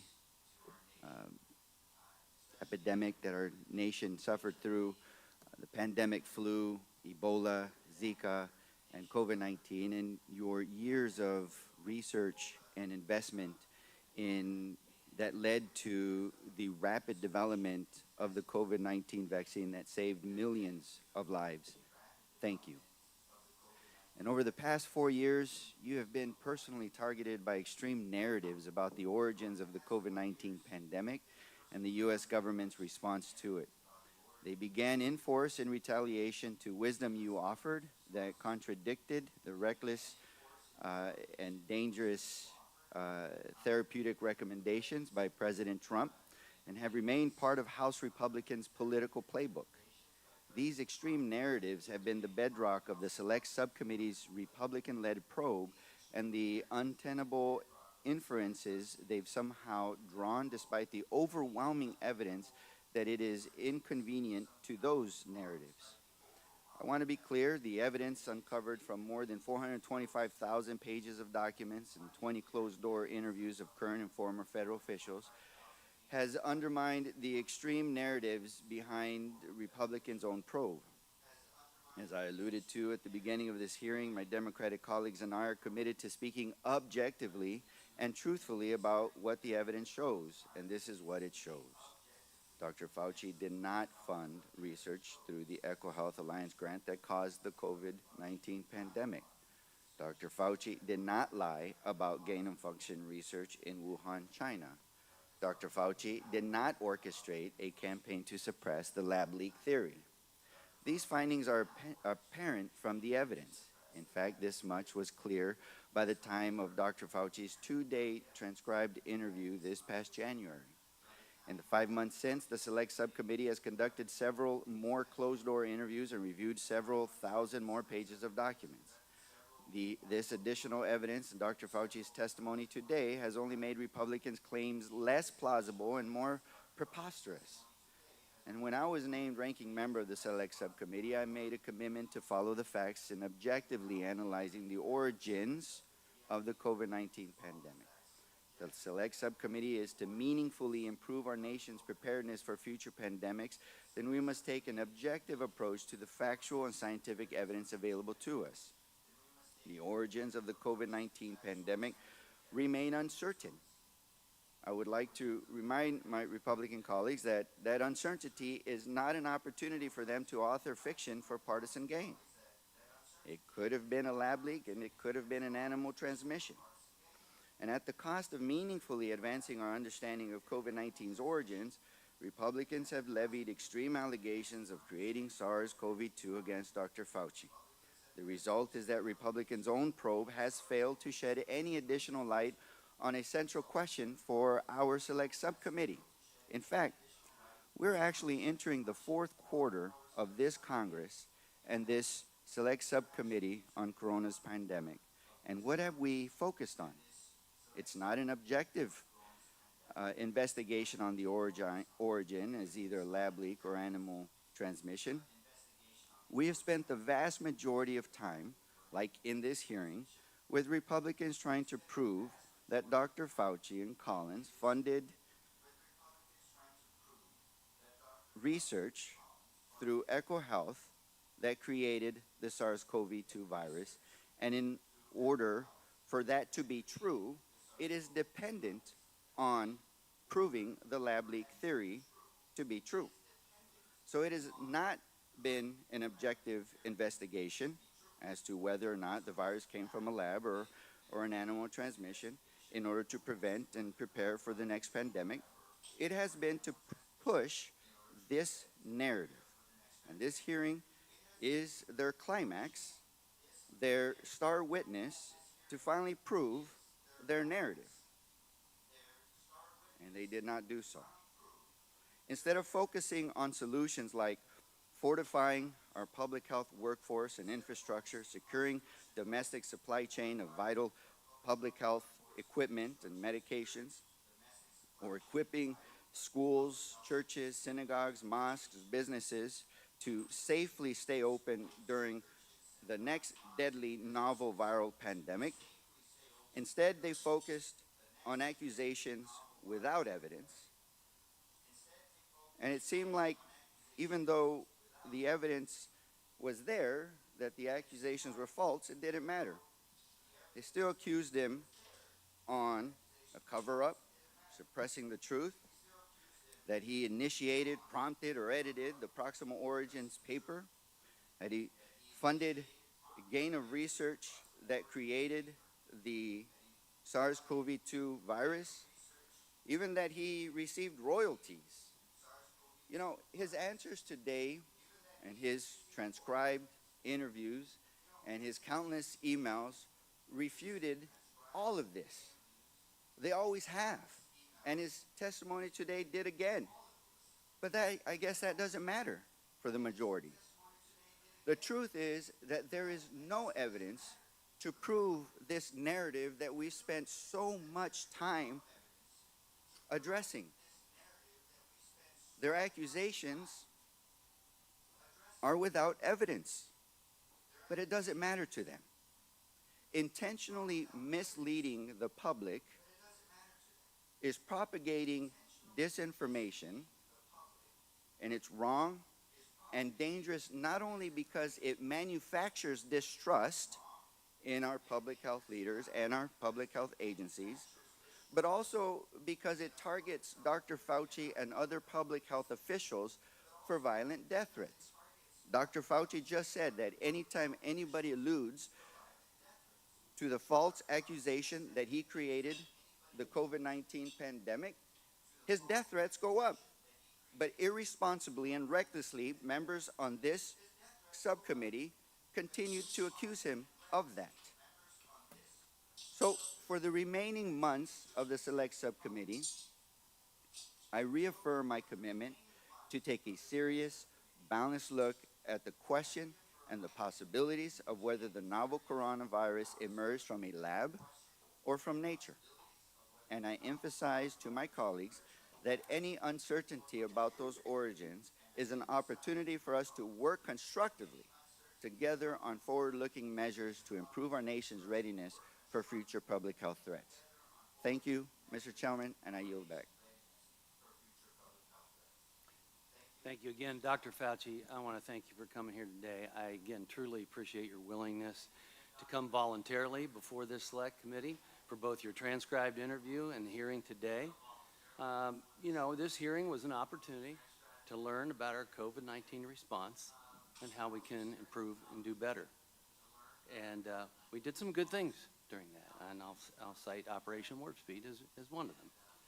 It's also an opportunity to more closely examine the office in which you served, because there seemed to be some significant wrongdoings that took place, and I believe that we can make changes and prevent that from happening in the future. That's my goal. It's an opportunity to take a close look about the processes and the procedures in place in our health institutions in the United States. That's our job, is oversight in Congress. That's what we're supposed to do. I don't know what playbook some are talking about, because it's been my goal as chairman, and I think you've seen the staff behaving the same way, to take a hard look at the facts so that we can do better in the future. I know that at the end of the transcribed interview, not only during the interview, we talked about other types of vaccines we may be able to create, mucosal vaccines, maybe inhibitors of furin, if there's a furin cleavage site as part of the vaccine. I appreciated that conversation so very much. And at the end, you thanked me for the fairness. And we had the opportunity to share a lot that day.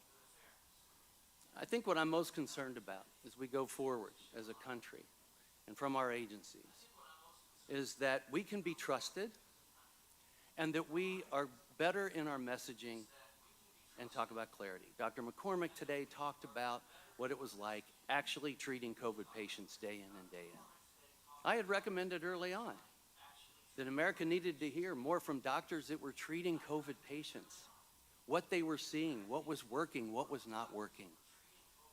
I compared it to General Schwarzkopf during the Gulf War. Everyone tuned in every night to hear what General Schwarzkopf had to say, not the politician, but what the general in charge had to say. And I think that was important, the one who was in the trenches. But look, you know, we've gone back and forth on the definition of gain of function. I think it's been pretty clear what was you said was on your mind, and there were two different definitions, if you will, a generic definition and an operative regulatory definition. But so, you know, when we go through this, and what America hears is that you say NIH did not fund, and Dr. Tabak said NIH did fund. Clarity matters. I think it would have helped when you were in front of Dr. Paul in the Senate, if you were clear about what you meant.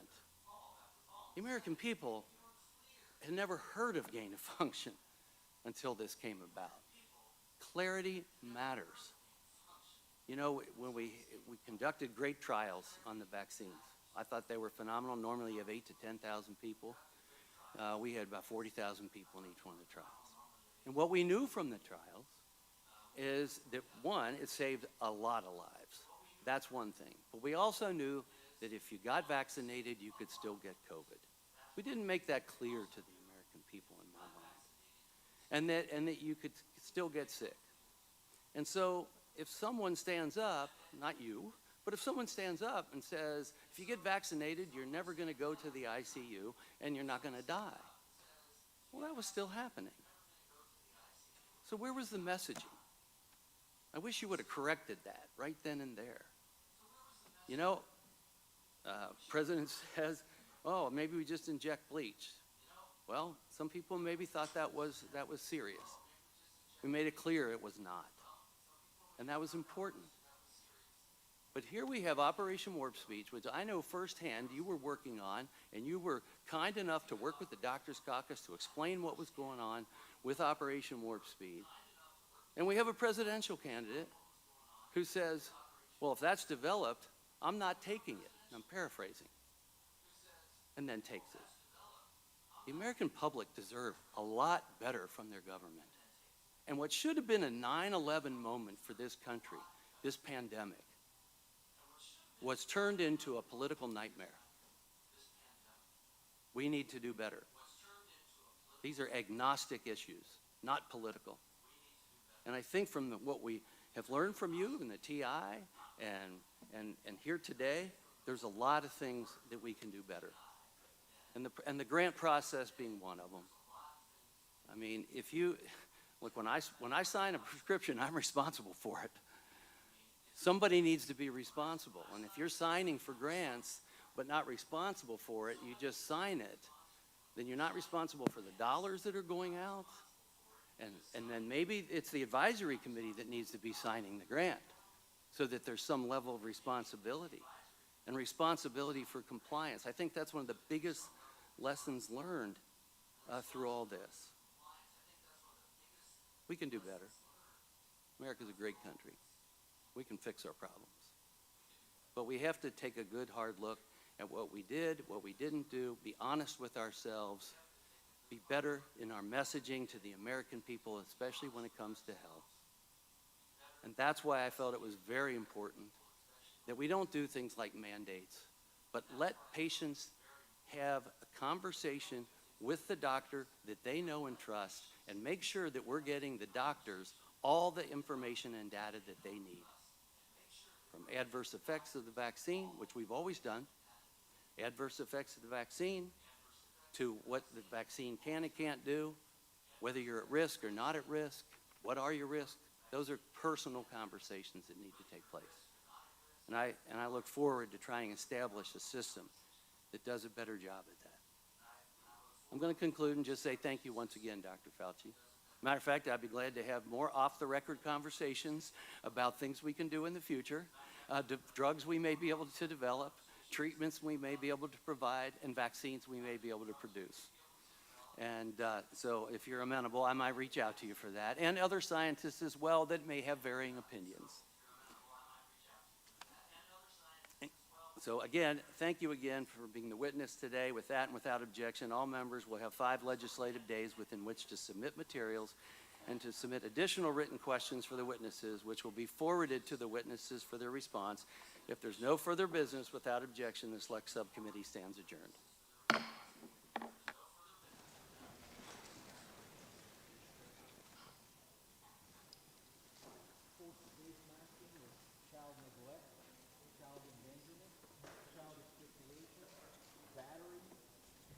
Especially when you don't have the consent of the